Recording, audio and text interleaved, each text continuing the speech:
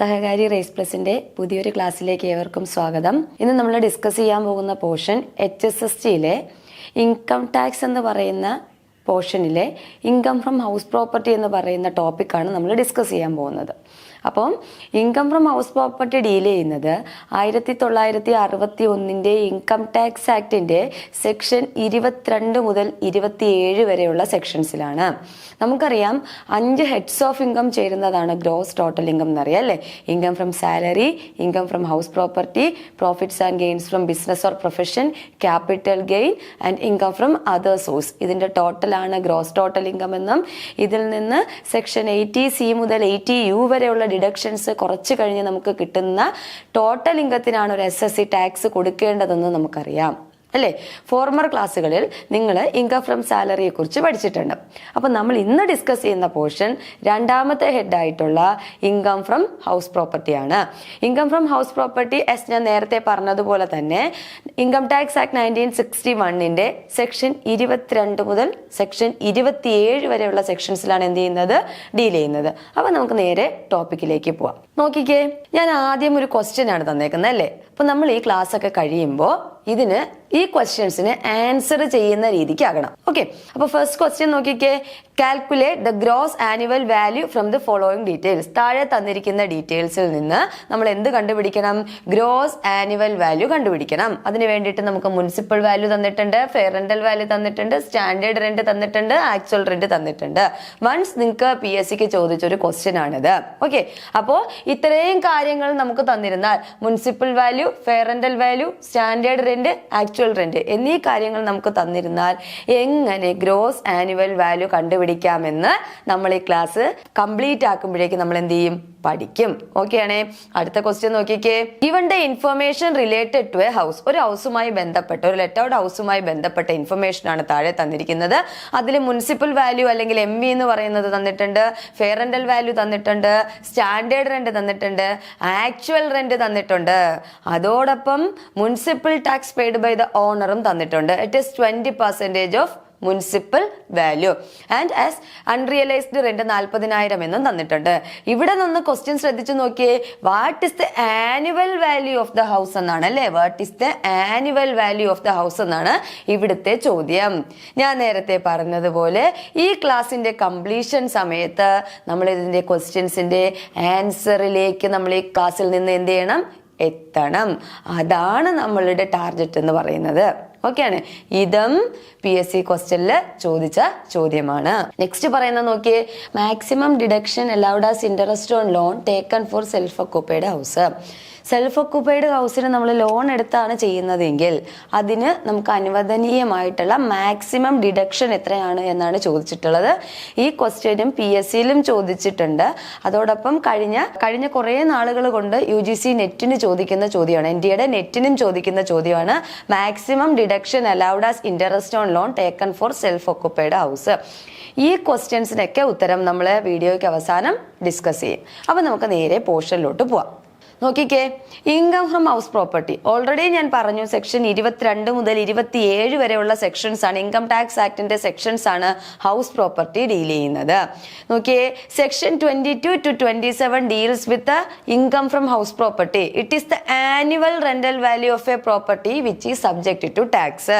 House പ്രോപ്പർട്ടിന്മേൽ ഏത് വാല്യൂവിനാണ് ടാക്സ് കൊടുക്കേണ്ടത് എന്നൊരു ക്വസ്റ്റ്യൻ വന്നു കഴിഞ്ഞാൽ it is the annual rental value of the property which is subject to tax. Annual rental വാല്യൂവിനാണ് ടാക്സ് കൊടുക്കേണ്ടത്. നോക്കിക്കേ. സെക്ഷൻ 22 of this act says that the annual value of the house property consisting of building or land appurtenant thereto which the assessee is the owner and which is not used for the purpose of assessee's business or profession is chargeable to tax under the head income from house property. ഇവിടെ നമ്മൾ പറയുന്നത് section 22 പ്രകാരം ഏതെങ്കിലും ഒരു property, house പ്രോപ്പർട്ടിയുടെ value ഏത് വരണം? Any building or land appurtenant thereto. ഒരു SSCയുടെ കയ്യിലിരിക്കുന്ന ലാൻഡോ അതുമായി ബന്ധപ്പെട്ട ബിൽഡിംഗ്, അതുമായി ബന്ധപ്പെട്ട ബിൽഡിങ്ങിലോ അസസി എന്തായിരിക്കാം? ഓണർ ആയിരിക്കാം. പക്ഷേ which is not used for the purpose of the assessee's business or profession. SSCയുടെ പേരിൽ ഉണ്ടാകുന്ന ഒരു ബിൽഡിങ്ങോ ഒരു ലാൻഡോ ഹൗസ് പ്രോപ്പർട്ടി ഇനത്തിൽ നമുക്ക് എന്ത് ചെയ്യാം, കൺസിഡർ ചെയ്യാം. പക്ഷേ ആ ബിൽഡിങ്ങോ ആ ലാൻഡോ SSCയുടെ ഓൺ ബിസിനസ്സിനോ പ്രൊഫഷനോ യൂസ് ചെയ്തതാകരുത്. അങ്ങനെയാണെങ്കിൽ മാത്രമേ ഇൻകം ഫ്രം ഹൗസ് പ്രോപ്പർട്ടി എന്ന് പറയുന്ന ഹെഡിൽ എന്ത് ചെയ്യാൻ പറ്റൂ, നമുക്ക് ടാക്സ് ചെയ്യാൻ പറ്റൂ.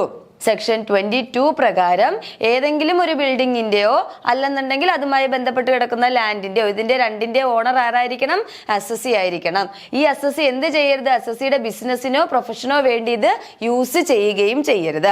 അങ്ങനെയാണെങ്കിൽ ആ ബിൽഡിങ്ങിന്റെ ആനുവൽ വാല്യൂവിനെയാണ് ഹൗസ് പ്രോപ്പർട്ടി എന്ന് പറയുന്ന ഹെഡിൽ നമ്മൾ എന്ത് ചെയ്യുന്നത്, സെക്ഷൻ 22 പ്രകാരം ടാക്സ് ചെയ്യുന്നത്. മനസ്സിലാവുന്നുണ്ടോ? നോക്കിക്കേ, ഹൗസ് പ്രോപ്പർട്ടി പഠിക്കുന്ന നേരം നമ്മൾ കുറേ പോയിന്റ്സ്, സ്പെഷ്യൽ പോയിന്റ്സ് നമ്മൾ മൈൻഡിൽ വെച്ചിട്ട് വേണം ഹൗസ് പ്രോപ്പർട്ടി എന്ന് പറയുന്ന ഹെഡ് നമ്മൾ എന്ത് ചെയ്യാനായിട്ട്, പഠിക്കാൻ വേണ്ടിയിട്ട്. അപ്പൊ നമുക്ക് നോക്കാം ഏതൊക്കെ സ്പെഷ്യൽ പോയിന്റുകളാണെന്ന് നോക്കാം നമുക്ക്. ഓക്കെ, ഇവിടെ നമ്മൾ ബിൽഡിംഗ് എന്ന് പറഞ്ഞല്ലേ, building and land appurtenant thereto എന്ന് നമ്മൾ പറഞ്ഞു അല്ലേ. അങ്ങനെയാണെങ്കിൽ building may be of any type like residential building, auditorium, hall, store, office building, warehouses etcetera to attract tax. ടാക്സിന് വിധേയമാകണമെന്നുണ്ടെങ്കിൽ അല്ലെങ്കിൽ ഹൗസ് പ്രോപ്പർട്ടി ഇനത്തിൽ ടാക്സ് ചെയ്യണമെന്നുണ്ടെങ്കിൽ, ഹെഡിൽ ടാക്സ് ചെയ്യണമെന്നുണ്ടെങ്കിൽ ഈ പറഞ്ഞ ബിൽഡിങ്ങുകൾ എന്തൊക്കെയാകാം, ഒരു റെസിഡൻഷ്യൽ ബിൽഡിംഗ് ആകാം, ഒരു ഓഡിറ്റോറിയം ആകാം, ഒരു ഹോൾ ആകാം, സ്റ്റോർ ആകാം, ഓഫീസ് ബിൽഡിംഗ് ആകാം, അതോടൊപ്പം വെയർ ഹൗസും ആകാം. ഇതിൽ ഏതെങ്കിലും ഒരു ക്രൈറ്റീരിയയിലാണ് ബിൽഡിങ്ങിന്റെ സ്റ്റേറ്റസ് എന്നുണ്ടെങ്കിൽ നമ്മൾ എന്ത് ചെയ്യും, അതിനെ ഹൗസ് പ്രോപ്പർട്ടി ഇൻകത്തിന്റെ ഹെഡിൽ കൊണ്ടുവരും. ഓക്കെ, നെക്സ്റ്റ് നമ്മൾ പറയുന്നു income from house property situated abroad. അതായത് വിദേശത്ത് നമുക്കൊരു ഹൗസ് പ്രോപ്പർട്ടി ഉണ്ട്, അതിൽ നിന്ന് ഇൻകം ജനറേറ്റ് ചെയ്താൽ ഹൗസ് പ്രോപ്പർട്ടിയുടെ ഹെഡിൽ ടാക്സ് ചെയ്യണോ വേണ്ടയോ എന്നാണ് ഇവിടെ നമ്മൾ ഓർത്തിരിക്കേണ്ട പോയിന്റ് എന്ന് പറയുന്നത്. നോക്കിക്കേ, ഒരു ഫോറിൻ കൺട്രിയിൽ സിറ്റുവേറ്റ് ചെയ്തിരിക്കുന്ന ഹൗസ് പ്രോപ്പർട്ടിയിൽ നിന്ന് ജനറേറ്റ് ചെയ്യുന്ന ഇൻകത്തിന് റെസിഡൻസ് മാത്രം എന്ത് കൊടുത്താൽ മതി, ടാക്സ് കൊടുത്താൽ മതി. നമ്മൾ റെസിഡൻഷ്യൽ സ്റ്റേറ്റസ് കഴിഞ്ഞ ക്ലാസ്സുകളിൽ ഡിസ്കസ് ചെയ്തതാണ്. അപ്പോ റെസിഡൻഷ്യൽ സ്റ്റാറ്റസിനകത്ത് നമ്മൾ റെസിഡന്റ് ആരാണെന്ന് പഠിച്ചു, ശരിയല്ലേ, റെസിഡന്റ് ആരാണെന്ന് പഠിച്ചു. അപ്പൊ ഇവിടെ നമ്മൾ പറയുന്നത് എബ്രോഡിൽ സിറ്റുവേറ്റ് ചെയ്തിരിക്കുന്ന ഒരു ഹൗസ് പ്രോപ്പർട്ടിയിൽ നിന്ന് ഇൻകം ജനറേറ്റ് ചെയ്താൽ, ഹൗസ് പ്രോപ്പർട്ടി എന്ന് പറയുന്ന ഹെഡിൽ ഇൻകം ജനറേറ്റ് ചെയ്താൽ ആര് ടാക്സ് കൊടുക്കണം, റെസിഡന്റ് ടാക്സ് കൊടുക്കണം. ആര് മാത്രം ടാക്സ് കൊടുത്താൽ മതി, റെസിഡൻസിന്റെ കേസിൽ മാത്രം income from house property situated abroad എന്താണ്, ടാക്സബിൾ ആണ്. ഇതാണ് ഹൗസ് പ്രോപ്പർട്ടിന്റെ രണ്ടാമത്തെ പോയിന്റ് എന്ന് പറയുന്നത്. അടുത്ത പോയിന്റ് നോക്കിക്കേ, ഇനി ഡിസ്പ്യൂട്ടഡ് ഓണർഷിപ്പ് ആണ് എന്നുണ്ടെങ്കിൽ, ഡിസ്പ്യൂട്ടഡ് ഓണർഷിപ്പ് എന്ന് കേൾക്കുമ്പോൾ തന്നെ നമുക്കറിയാം ഏതെങ്കിലും ഒരു പ്രോപ്പർട്ടി തർക്കത്തിൽ നിൽക്കുകയാണെങ്കിൽ, അതിന്റെ ഓണർഷിപ്പ് തർക്കത്തിൽ നിൽക്കുകയാണെങ്കിൽ ആര് ടാക്സ് കൊടുക്കണം, ഓക്കെ, ആര് ടാക്സ് കൊടുക്കണം, അല്ലെങ്കിൽ ഈ ഹൗസ് പ്രോപ്പർട്ടി ടാക്സിന് വിധേയമാകുമോ ഇല്ലയോ എന്നുള്ള കാര്യം നമ്മൾ എന്ത് ചെയ്യണം, ഉറപ്പിക്കണം. ഇവിടെ നോക്കിക്കേ, ഒരു കോടതിയിന്മേൽ അല്ലെങ്കിൽ ഒരു കോർട്ട് ഓഫ് ലോയുടെ പേരിൽ ഒരു പ്രോപ്പർട്ടിയുടെ ഓണർഷിപ്പ് അല്ലെങ്കിൽ അതിന്റെ ടൈറ്റിൽ ഡിസ്പ്യൂട്ടഡ് ഓണർഷിപ്പ് എന്ന് പറയുന്ന സ്റ്റേറ്റസിലാണ്.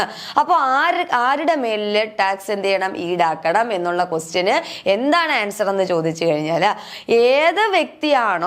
ഏതാണോ ഈ പറയുന്ന പ്രോപ്പർട്ടിന്മേലുള്ള റെന്റൽ ഇൻകത്തിന്റെ റെസിപ്പിയന്റ്, ഏത് വ്യക്തിയാണോ ഈ ഡിസ്പ്യൂട്ടഡ് ഓണർഷിപ്പിൽ കിടക്കുന്ന പ്രോപ്പർട്ടിന്മേലുള്ള റെന്റൽ ഇൻകത്തിന്റെ recipient of the rental income അല്ല എന്നുണ്ടെങ്കിൽ, or who is the person in possession of the property, ആരുടെ കയ്യിലാണോ ഇപ്പോ അതിന്റെ ഉടമസ്ഥാവകാശം ഇരിക്കുന്നത് അയാളെയാണ് ആ പ്രോപ്പർട്ടിയുടെ ഓണറായിട്ട് ഇൻകം ടാക്സുകാർ എന്ത് ചെയ്യുന്നത്, കണക്കാക്കുന്നത്.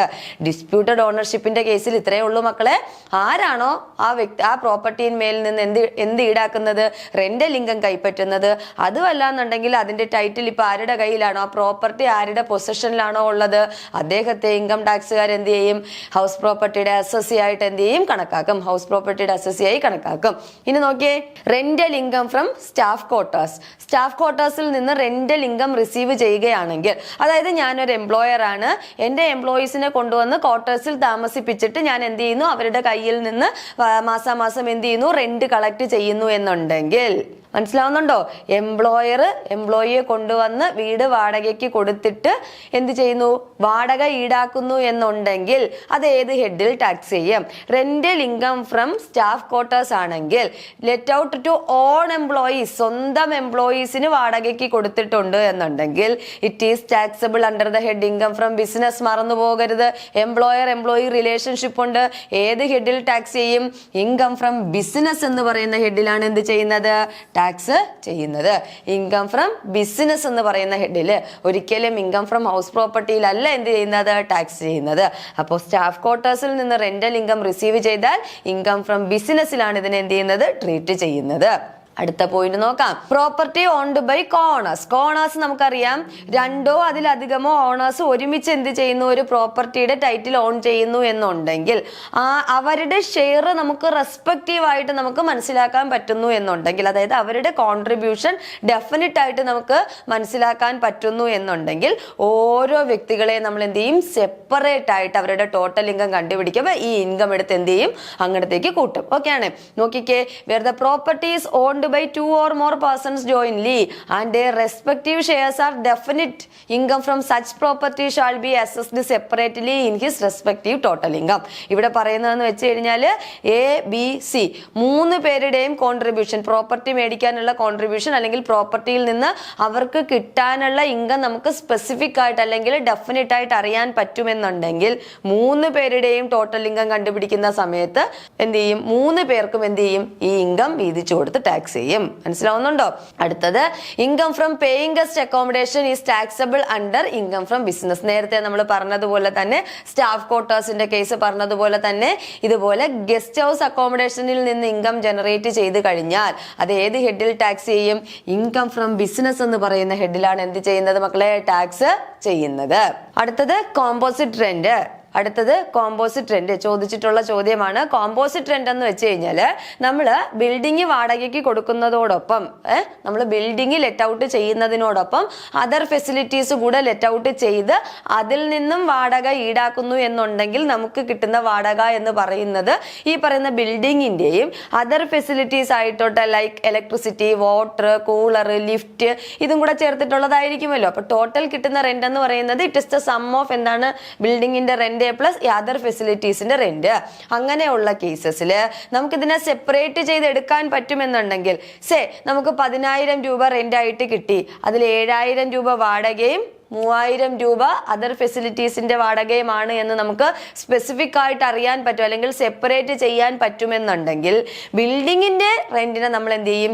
ഇൻകം ഫ്രം ഹൗസ് പ്രോപ്പർട്ടിയിലും ടാക്സ് ചെയ്യും, മറ്റ് ഫെസിലിറ്റീസിൻ്റെത് ഇൻകം ഫ്രം അതർ സോഴ്സസിലും ടാക്സ് ചെയ്യും. ഇത് കോമ്പോസിറ്റ് റെന്റിൽ ഓർത്തിരിക്കേണ്ട പ്രധാനപ്പെട്ട പോയിന്റ് ആണ്.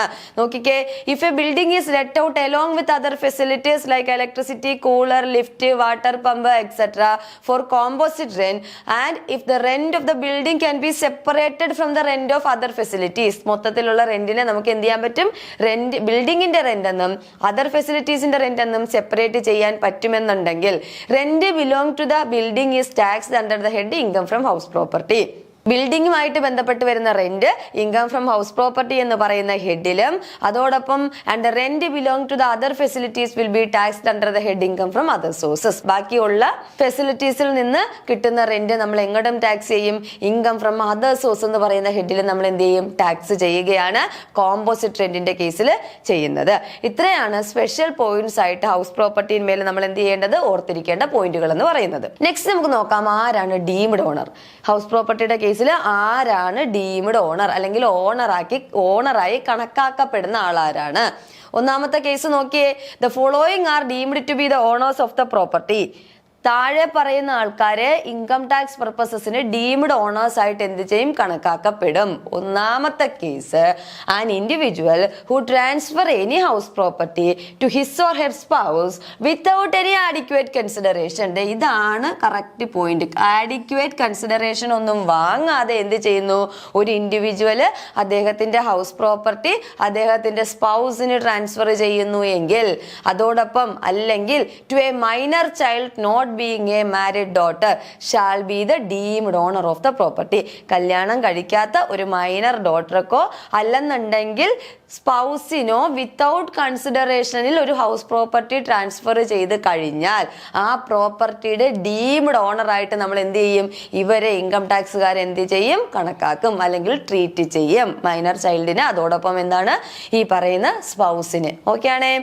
രണ്ടാമത് പറയുന്നു, a member of a HUF holding an impartible estate of the family is deemed to be the owner of the property. ഇവിടെ നമ്മൾ പറയുന്നു HUFന്റെ കേസ് നമുക്കറിയാം, ഹിന്ദു അൺഡിവൈഡഡ് ഫാമിലിയിൽ ഏറ്റവും കൂടുതൽ എസ്റ്റേറ്റ് കൈവശം വെച്ചിരിക്കുന്ന ആൾ, അല്ലെങ്കിൽ ഏറ്റവും കൂടുതൽ പ്രോപ്പർട്ടി ഹോൾഡ് ചെയ്തിരിക്കുന്ന ആളെ നമ്മൾ എന്താണ് deemed owner of the property ആയിട്ട് ഹൗസ് പ്രോപ്പർട്ടിയുടെ ഹെഡിൽ നമ്മൾ എന്ത് ചെയ്യും? ട്രീറ്റ് ചെയ്യും. നമുക്കറിയാം കർത്തയാണ് ബീങ് എന്താണ് ഏറ്റവും കൂടുതൽ എന്താണ് ടൈറ്റിൽ കൈവശം വെച്ചിരിക്കുന്നത്. അപ്പൊ ഇവിടെ നമ്മൾ എന്ത് ചെയ്യും? കർത്തയെ എന്ത് ചെയ്യും? നമ്മൾ അതിന്റെ പ്രോപ്പർട്ടിയുടെ ഓണറായിട്ട് ട്രീറ്റ് ചെയ്യും. ഇനി കർത്ത അല്ല മറ്റൊരാളുണ്ട് എന്നുണ്ടെങ്കിൽ, ഇംപാർഷ്യബിൾ എസ്റ്റേറ്റ് ഹോൾഡ് ചെയ്യുന്ന ഒരു മെമ്പർ ഉണ്ട് എന്നുണ്ടെങ്കിൽ, he will be the deemed owner of the property. അടുത്ത പോയിന്റ് പറയുന്നു, a member of cooperative society, company or AOP to whom a property allotted shall be deemed to be the owner of that property. ഒരു cooperative സൊസൈറ്റിയോ ഒരു കമ്പനിയോ അതും അല്ലാന്നുണ്ടെങ്കിൽ ഒരു association of പേഴ്സണോ അവരെന്ത് ചെയ്യുന്നുണ്ട്? ഒരു മെമ്പർക്ക് അവരുടെ പ്രോപ്പർട്ടി അലോട്ട് ചെയ്ത് കൊടുക്കുകയാണെങ്കിൽ, ആരാണോ ആ പ്രോപ്പർട്ടിയുടെ റിസീവർ അല്ലെങ്കിൽ അലോട്ട് ചെയ്ത് കിട്ടിയത്, അത് അയാളെയാണ് എന്ത് ചെയ്തേക്കുന്നത്? ഹൗസ് പ്രോപ്പർട്ടിയുടെ ഓണറായിട്ട്, ആ പ്രോപ്പർട്ടിയുടെ ഓണറായിട്ട് ഇൻകം ടാക്സുകാർ എന്ത് ചെയ്തേക്കുന്നത്? കണക്കാക്കുന്നത്. അയാളെ നമ്മൾ ഡീംഡ് ഓണറായിട്ട് അറിയപ്പെടുന്നു. അടുത്ത പോയിന്റ് പറയുന്നു, a person who is allotted to retain the possession of a building in part of a performance of contract as per the Transfer of Property Act 1882 shall be the deemed owner of that building. അതായത് ഒരു contract fulfil ചെയ്യാൻ വേണ്ടിയിട്ട് transfer of property act 1882 പ്രകാരം ഏതെങ്കിലും ഒരു ബിൽഡിങ്ങിന്റെ possession ഒരു വ്യക്തിയുടെ കയ്യിലേക്ക് കൊടുത്തു എന്നുണ്ടെങ്കിൽ, അലോട്ട് ചെയ്തു എന്നുണ്ടെങ്കിൽ, ആ ഹൗസ് പ്രോപ്പർട്ടിയുടെ അല്ലെങ്കിൽ ആ ബിൽഡിങ്ങിന്റെ ഓണറായിട്ട് ആ പേഴ്സണെയാണ് ആര്? ഇൻകം ടാക്സുകാര് ട്രീറ്റ് ചെയ്യുന്നത്. ഏത് വ്യക്തിക്കാണോ ഈ പറയുന്ന പെർഫോമൻസ് ഓഫ് കോൺട്രാക്റ്റിന് വേണ്ടി ട്രാൻസ്ഫർ ഓഫ് പ്രോപ്പർട്ടി ആക്ട് 1882 പ്രകാരം ബിൽഡിങ്ങിന്റെ പൊസഷൻ റീറ്റെയിൻ ചെയ്യാനുള്ള അവകാശം കൊടുത്തത്, ആ കിട്ടിയ വ്യക്തിയെയാണ് ബിൽഡിങ്ങിന്റെ ഓണറായിട്ട് എന്ത് ചെയ്യുന്നത്? ട്രീറ്റ് ചെയ്യുന്നത് എന്നാണ് ഞാൻ പറഞ്ഞത്. ഓക്കെ. അടുത്ത പറയുന്നു, a person with lease right in the property shall be deemed to be the owner of the property. ഇനി ലീസ് എഗ്രിമെന്റിന്റെ കേസിൽ നമ്മൾ ഒരുപാട് വർഷക്കാലത്തേക്കായിരിക്കും ലീസ് എടുക്കുന്നത്, അല്ലെങ്കിൽ ലീസ് എഗ്രിമെന്റ് എഴുതുന്നത്. അപ്പൊ ആരാണോ ആ ലീസ് റൈറ്റ് ഉള്ള പേഴ്സൺ, ആ പേഴ്സണെയാണ് ഹൗസ് പ്രോപ്പർട്ടി ഹെഡില് ഡീംഡ് ഓണറായിട്ട് ഇൻകം ടാക്സുകാര് പരിഗണിക്കുന്നത്. ആർക്കാണോ ലീസ് റൈറ്റ് കിട്ടിയ വ്യക്തി, ആ പേഴ്സണെയാണ് പ്രോപ്പർട്ടിയുടെ ഡീംഡ് ഓണറായി പരിഗണിക്കുന്നത്. അടുത്ത പറയുന്നത് നോക്കിയേ, if a person takes a land on lease and construct a house upon it, he will be deemed to be its owner. അതായത് ഞാൻ ലീസിന് ഒരു ലാൻഡ് എടുത്തിട്ട് അതിനകത്ത് ഞാൻ തന്നെ എൻ്റെ സ്വന്തം ചെലവിൽ എന്ത് ചെയ്തു? ഒരു വീട് കൺസ്ട്രക്ട് ചെയ്തു. അപ്പോൾ ആ പ്രോപ്പർട്ടിയുടെ ഓണർ ആരാണ് എന്ന് ചോദിച്ചു കഴിഞ്ഞാൽ, ഈ വീട് വെച്ച വ്യക്തിയാണ് ഡീംഡ് ഓണറായിട്ട് ആര് പരിഗണിക്കുന്നത്? ഇൻകം ടാക്സിന് വേണ്ടി പരിഗണിക്കുന്നത്. നെക്സ്റ്റ് പോയിന്റ് പറയുന്നു, ഒരു വ്യക്തി ഒരു പ്രോപ്പർട്ടിയുടെ ഓണർ ഇൻസോൾവെന്റ് ആയാൽ, if the owner of the property becomes insolvent, the official receiver or the assigner will be deemed to be the owner of the purpose. അതായത് ഹൗസ് പ്രോപ്പർട്ടി ഇൻകം കാൽക്കുലേറ്റ് ചെയ്യുന്ന സമയത്ത് അല്ലെങ്കിൽ കമ്പ്യൂട്ട് ചെയ്യുന്ന സമയത്ത് പ്രോപ്പർട്ടിയുടെ യഥാർത്ഥ owner insolvent ആയി കഴിഞ്ഞാൽ, ആരാണോ അയാളുടെ അടുത്ത ഒഫീഷ്യൽ റിസീവർ അല്ലെങ്കിൽ അസൈനർ, അദ്ദേഹത്തെയാണ് എന്തായി പരിഗണിക്കുന്നത്? പ്രോപ്പർട്ടിയുടെ ഓണറായിട്ട് ഇൻകം ടാക്സ് അതോറിറ്റി പരിഗണിക്കുന്നത്. ഇത്രയാണ് ഡീംഡ് ഓണേഴ്സിന്റെ ഹെഡിൽ നമ്മൾ എന്ത് ചെയ്യുന്നത്? ഓർത്തിരിക്കേണ്ട പ്രധാനപ്പെട്ട പോയിന്റുകൾ എന്ന് പറയുന്നത്. ഇനി നമ്മൾ നോക്കാവുന്നത്, income from house property exempted from tax. എല്ലാ ഹൗസ് പ്രോപ്പർട്ടി ഇൻകത്തിനും എന്ത് കൊടുക്കേണ്ട കാര്യമില്ല മക്കളെ? ടാക്സ് കൊടുക്കേണ്ട കാര്യമില്ല. ചില ഇൻകങ്ങളെ ഹൗസ് പ്രോപ്പർട്ടിയിൽ നിന്ന് അല്ലെങ്കിൽ ഹൗസ് പ്രോപ്പർട്ടി ഇൻകത്തിന്റെ ടാക്സിൽ നിന്ന് എന്ത് ചെയ്തിട്ടുണ്ട്? എക്സംപ്റ്റ് ചെയ്തിട്ടുണ്ട്, ഒഴിച്ചു നിർത്തിയിട്ടുണ്ട്. അത് ഏതൊക്കെയാണെന്ന് നോക്കാം. The following incomes R exempted from house property. First one പറയുന്നു ഇൻകം ഫ്രം അഗ്രികൾച്ചറൽ ബിൽഡിംഗ്. നമുക്കറിയാം ഇന്ത്യ എന്ന് പറയുന്നത് ഒരു അഗ്രേറിയൻ ഇക്കോണമിയാണ് അല്ലെ. അപ്പൊ അഗ്രികൾച്ചർ പ്രോത്സാഹിപ്പിക്കാൻ വേണ്ടിയിട്ട് ഈ പറയുന്ന അഗ്രികൾച്ചറൽ ബിൽഡിങ്ങിൽ നിന്ന് ജനറേറ്റ് ചെയ്യുന്ന ഇൻകത്തിന് നമ്മൾ എന്ത് കൊടുക്കേണ്ട കാര്യമില്ല? ടാക്സ് കൊടുക്കേണ്ട കാര്യമില്ല.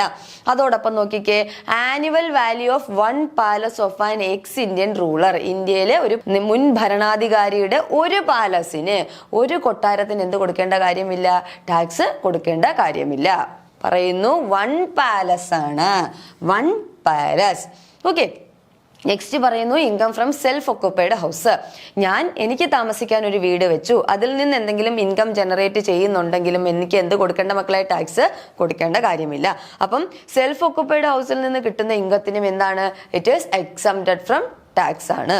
നെക്സ്റ്റ് പറയുന്ന point, income from house meant for self residence but could not be occupied throughout the previous year on account of his service, business or profession at any other place. അതായത് ഞാൻ എൻ്റെ self റെസിഡൻസിന് വേണ്ടിയിട്ട് ഒരു വീട് വെച്ചു, പക്ഷേ എനിക്ക് എൻ്റെ ജോലി ആവശ്യമായി ബന്ധപ്പെട്ട് അല്ലെങ്കിൽ എൻ്റെ പ്രൊഫഷനുമായി ബന്ധപ്പെട്ടോ അല്ലെങ്കിൽ ഞാൻ ചെയ്യുന്ന സർവീസുമായി ബന്ധപ്പെട്ടോ ഈ കഴിഞ്ഞ ഒരു വർഷം എനിക്ക് എന്ത് ചെയ്യാൻ പറ്റിയില്ല? ഈ പറയുന്ന സെൽഫ് റെസിഡൻസിൽ താമസിക്കാൻ പറ്റിയില്ല. അങ്ങനെയാണെങ്കിൽ അവിടെ നിന്ന് കിട്ടുന്ന ഇൻകവും എന്ത് ചെയ്യാം? It can be exempted from tax. ടാക്സിൽ നിന്ന് എനിക്ക് ഒഴിവാക്കി നിർത്താം.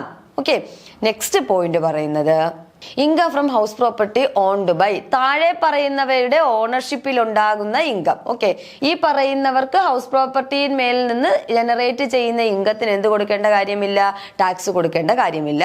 ഒന്ന്, ലോക്കൽ അതോറിറ്റികളുടെ ഹൗസ് പ്രോപ്പർട്ടിന്റെ ഇൻകത്തിന് എന്ത് കൊടുക്കണ്ട? ടാക്സ് കൊടുക്കണ്ട. അതുപോലെ തന്നെ scientific research association, income from എന്താണ്? Scientific research association, income from the house property of scientific research അസോസിയേഷന്റെയും ടാക്സ് കൊടുക്കേണ്ട കാര്യമില്ല. They are also from tax. അതുപോലെ തന്നെ ട്രേഡ് യൂണിയൻസ് ഓൺ ചെയ്യുന്ന ഹൗസ് പ്രോപ്പർട്ടിയിൽ നിന്ന് ജനറേറ്റ് ചെയ്യുന്ന ഇൻകത്തിന് ടാക്സ് കൊടുക്കണ്ട. ചാരിറ്റബിൾ ട്രസ്റ്റ്, ഇവരുടെ ഒക്കെ ലക്ഷ്യം എന്താണ്? സർവീസ് ആയതുകൊണ്ടാണ് എന്ത് ചെയ്തേക്കുന്നത്? ഇവരെ ഇൻകം ടാക്സിൽ നിന്ന് അല്ലെങ്കിൽ ഹൗസ് പ്രോപ്പർട്ടിയുടെ ടാക്സിൽ നിന്ന് എന്ത് ചെയ്തേക്കുന്നത്? ഒഴിവാക്കിയിരിക്കുന്നത്. ചാരിറ്റബിൾ ട്രസ്റ്റിന്റെ ഹൗസ് പ്രോപ്പർട്ടിന്മേലുള്ള ഇൻകത്തിന് ടാക്സ് കൊടുക്കണ്ട. പൊളിറ്റിക്കൽ പാർട്ടീസിന്റെ ഹൗസ് പ്രോപ്പർട്ടിന്മേലുള്ള ഇൻകത്തിന് ടാക്സ് കൊടുക്കണ്ട. അതോടൊപ്പം തന്നെ യൂണിവേഴ്സിറ്റി, മറ്റ് എഡ്യൂക്കേഷണൽ ഇൻസ്റ്റിറ്റ്യൂഷൻസ്, എഡ്യൂക്കേഷണൽ പർപ്പസിന് നിലനിൽക്കുന്ന, പ്രോഫിറ്റ് ലക്ഷ്യമല്ലാണ്ട് എഡ്യൂക്കേഷണൽ പർപ്പസസിൽ എക്സിസ്റ്റ് ചെയ്യുന്ന യൂണിവേഴ്സിറ്റിയോ മറ്റ് എഡ്യൂക്കേഷണൽ ഇൻസ്റ്റിറ്റ്യൂഷന്റെയോ ഇൻകങ്ങൾക്ക് എന്ത് കൊടുക്കണം? ഹൗസ് പ്രോപ്പർട്ടി ഇൻകങ്ങൾക്ക് ടാക്സ് കൊടുക്കണ്ട. അതോടൊപ്പം hospital or medical institution existing for philanthropic purposes and not for the purpose of profit. ഇവിടെ നമുക്കറിയാം ഹോസ്പിറ്റൽസും മെഡിക്കൽ ഇൻസ്റ്റിറ്റ്യൂഷൻസും ഒക്കെ ഒരു പരിധി വരെ they are men for service അല്ലേ. അപ്പോൾ പ്രോഫിറ്റ് ലക്ഷ്യമല്ലാണ്ട് സർവീസ് മോട്ടീവായിട്ട് പ്രവർത്തിക്കുന്ന ഹോസ്പിറ്റൽ അല്ലെങ്കിൽ മെഡിക്കൽ ഇൻസ്റ്റിറ്റ്യൂഷൻസിന്റെ ഹൗസ് പ്രോപ്പർട്ടിയിൽ നിന്ന് ഇൻകം ജനറേറ്റ് ചെയ്യുന്നുണ്ടെങ്കിൽ they are also exempted from tax. ടാക്സിൽ നിന്ന് എന്ത് ചെയ്തിട്ടുണ്ട്? ഒഴിവാക്കി നിർത്തിയിട്ടുണ്ട്. ഇത്രയാണ് income from house property exempted from tax എന്ന് പറയുന്ന പോയിന്റിൽ നമുക്ക് ഡിസ്കസ് ചെയ്യാനുള്ള പോർഷൻസ് എന്ന് പറയുന്നത്. ദെൻ നമ്മൾ നോക്കാൻ പോകുന്നത് house property. Okay, house property നമ്മൾ പറയുന്നതിന് മുന്നേ നിങ്ങൾ മനസ്സിലാക്കേണ്ട കാര്യം, ഇപ്പോൾ എനിക്ക് 3 വീടുകൾ ഉണ്ട് എന്നിരിക്കട്ടെ. ഓക്കെ, എനിക്ക് 3 വീടുകൾ, 3 പ്രോപ്പർട്ടി ഉണ്ട് അല്ലെങ്കിൽ 3 ബിൽഡിങ്ങുകളുണ്ട്. അതിൽ ഒരെണ്ണത്തിൽ സ്വാഭാവികമായിട്ടും ഞാൻ എന്ത് ചെയ്യും? താമസിക്കും അല്ലെ. ഒരെണ്ണത്തിൽ ഞാൻ താമസിക്കും. ആ ബിൽഡിങ്ങിനെ നമുക്ക് ബിൽഡിംഗ് സെൽഫ് ഒക്കുപ്പൈഡ് എന്ന് പറഞ്ഞൂടെ? എന്തെന്ന് പറയാം? ബിൽഡിംഗ് സെൽഫ് ഒക്കുപ്പൈഡ്, സ്വന്തമായി താമസിക്കുന്നു. ഇനി ഞാൻ ഒരു വീടുണ്ടായിരുന്നത് വാടകയ്ക്ക് കൊടുത്തു. ഒരു വീട്ടിൽ ഞാൻ സ്വന്തമായിട്ട് താമസിച്ചു, ഒരു വീട് ഞാൻ എന്ത് ചെയ്തു? വാടകയ്ക്ക് കൊടുത്തു. ആ വാടകയ്ക്ക് കൊടുത്ത ബിൽഡിങ്ങിനെ നമ്മൾ എന്താണെന്നറിയപ്പെടും? ബിൽഡിംഗ് ലെറ്റ് ഔട്ട്, വാടകയ്ക്ക് കൊടുത്ത ബിൽഡിങ്. ഇനി മൂന്നാമതൊരു വീടുണ്ട്, മൂന്നാമത് വീടില്ലേ? ആ മൂന്നാമത്തെ വീട് ഞാൻ വാടകയ്ക്ക് കൊടുത്തില്ല എങ്കിൽ കൂടി, വെറുതെ ഇട്ടിരിക്കുകയാണെങ്കിൽ കൂടി, ഇൻകം ടാക്സ് അല്ലെങ്കിൽ ഇൻകം ടാക്സ് അതോറിറ്റിക്കാർ അതിനെ എന്തായി? Deemed to be let out ആയിട്ടേ പരിഗണിക്കത്തുള്ളൂ. Okay, building deemed to be let out. അപ്പൊ നോക്കിക്കേ, ഹൗസ് പ്രോപ്പർട്ടിക്ക് നമുക്ക് 3 സ്റ്റേറ്റസുകൾ ഉണ്ടെന്ന് പറഞ്ഞൂടെ? 3 ക്ലാസിഫിക്കേഷൻ ഉണ്ടെന്ന് പറഞ്ഞൂടെ? ഒന്ന് ബിൽഡിംഗ് സെൽഫ് ഒക്കുപ്പൈഡ്, അസസി സ്വന്തമായി താമസിക്കുന്ന ബിൽഡിംഗ്. ഇനി അസസിയുടെ മറ്റൊരു ബിൽഡിംഗ് ഉണ്ട്, അത് നമ്മൾ എന്ത് ചെയ്തു? ബിൽഡിംഗ് ലെറ്റ് ഔട്ട് ആയിട്ട് പരിഗണിച്ചു. ദെൻ മൂന്നാമത്തത് നമ്മൾ പറഞ്ഞു building deemed to be let out. അതായത് ലെറ്റ് ഔട്ട് ചെയ്തില്ല എങ്കിൽ കൂടി അതോറിറ്റിക്കാർ എങ്ങനെ പരിഗണിക്കൂ?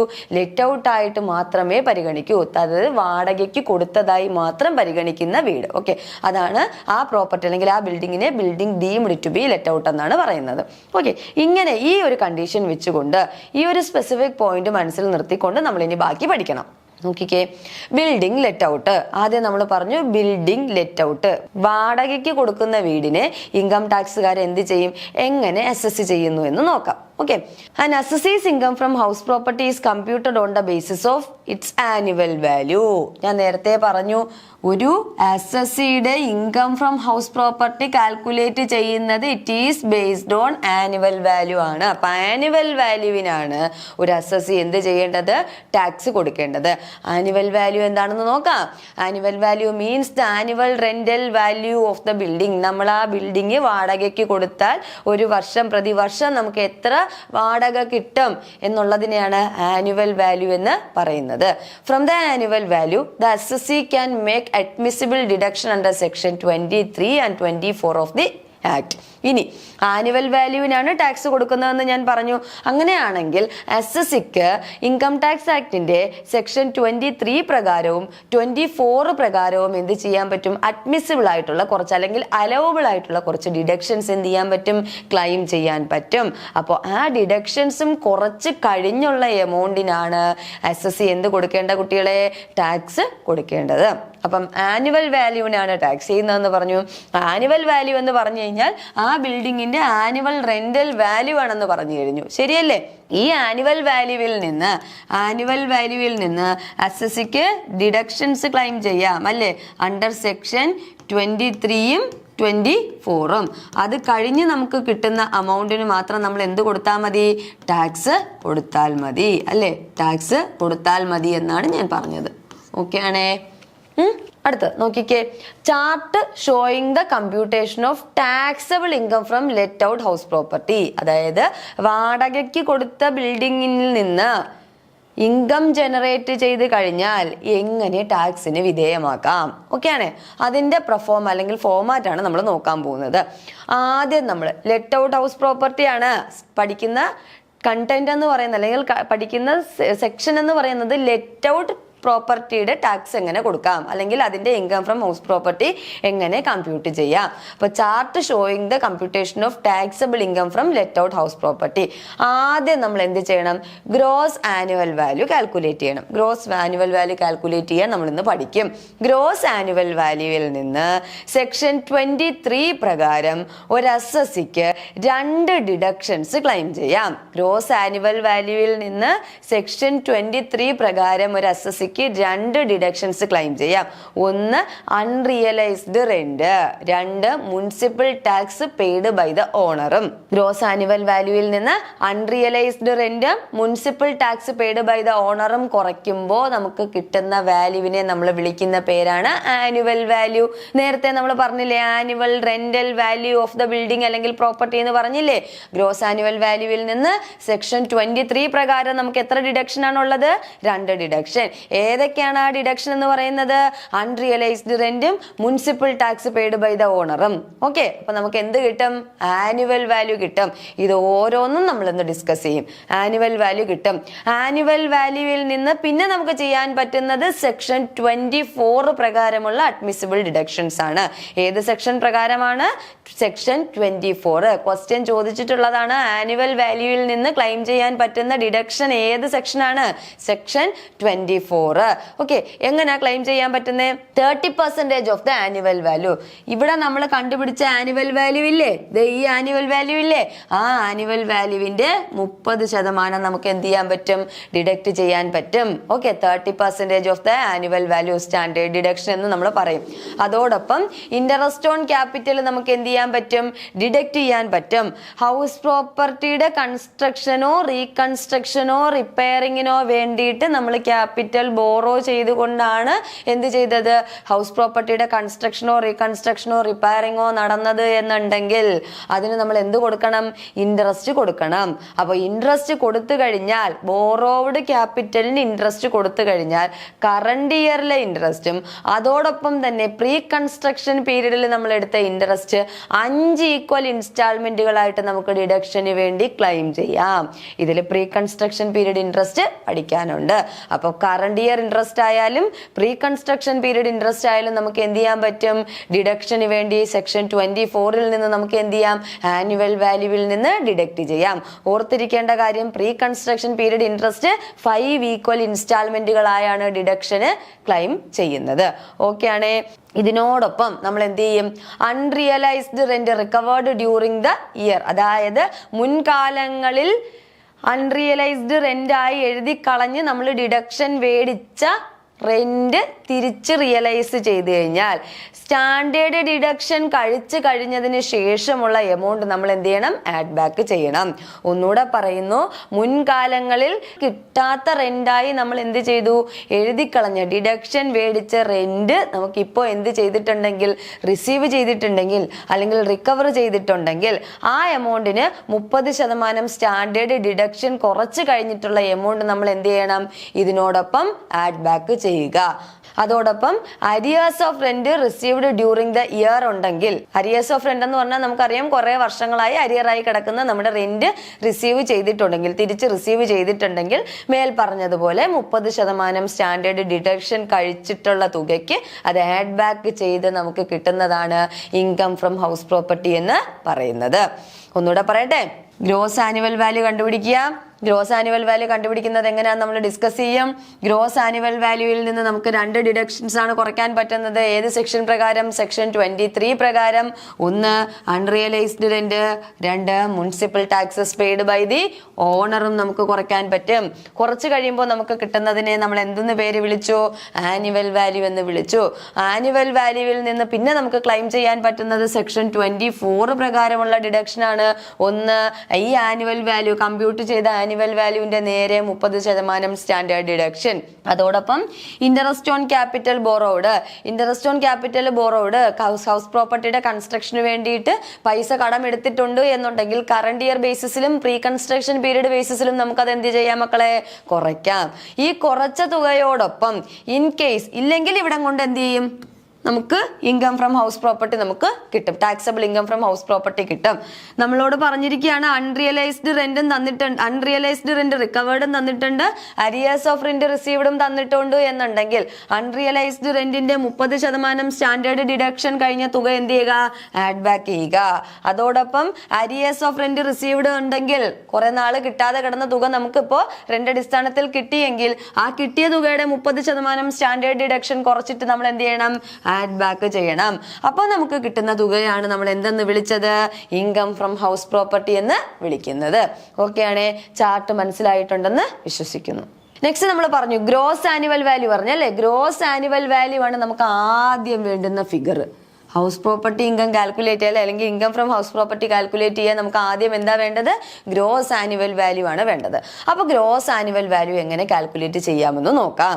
ഓക്കെ, ഫസ്റ്റ് നമ്മൾ പറയുന്നു ഫെയർ റെന്റൽ വാല്യൂവും മുനിസിപ്പൽ വാല്യുവേഷനും കമ്പയർ ചെയ്യും. ഒന്നുകൂടെ പറയുന്നു, മുനിസിപ്പൽ വാല്യുവേഷനും or fair rental value, municipal വാല്യുവേഷനും ഫെയർ റെന്റൽ വാല്യൂ. ആ വസ്തുവിന് അവിടുത്തെ മുനിസിപ്പൽ വാല്യുവേഷൻ എത്രയാണ്, നമ്മൾ ലെറ്റ് ഔട്ട് ചെയ്തിരിക്കുന്ന പ്രോപ്പർട്ടിയുടെ മുനിസിപ്പൽ വാല്യുവേഷൻ എത്രയാണ്, അതോടൊപ്പം ഫെയർ റെന്റൽ വാല്യൂ നമ്മൾ വാടകയ്ക്ക് കൊടുത്താൽ നമുക്ക് കിട്ടുന്ന ഫെയർ റെന്റൽ വാല്യൂയും കൂടെ കമ്പയർ ചെയ്യും. ഓക്കെ ആണ്? മുനിസിപ്പൽ വാല്യുവേഷൻ തുകയും അതോടൊപ്പം ഫെയർ റെന്റൽ വാല്യൂവും തമ്മിൽ കമ്പയർ ചെയ്യുമ്പോൾ ഒരു ഹയർ വാല്യൂ കിട്ടും. സേ ഓക്കെ, ഹയർ വാല്യൂ കിട്ടുമെങ്കിൽ ആ ഹയറിനെ നമ്മൾ എടുക്കുന്നു.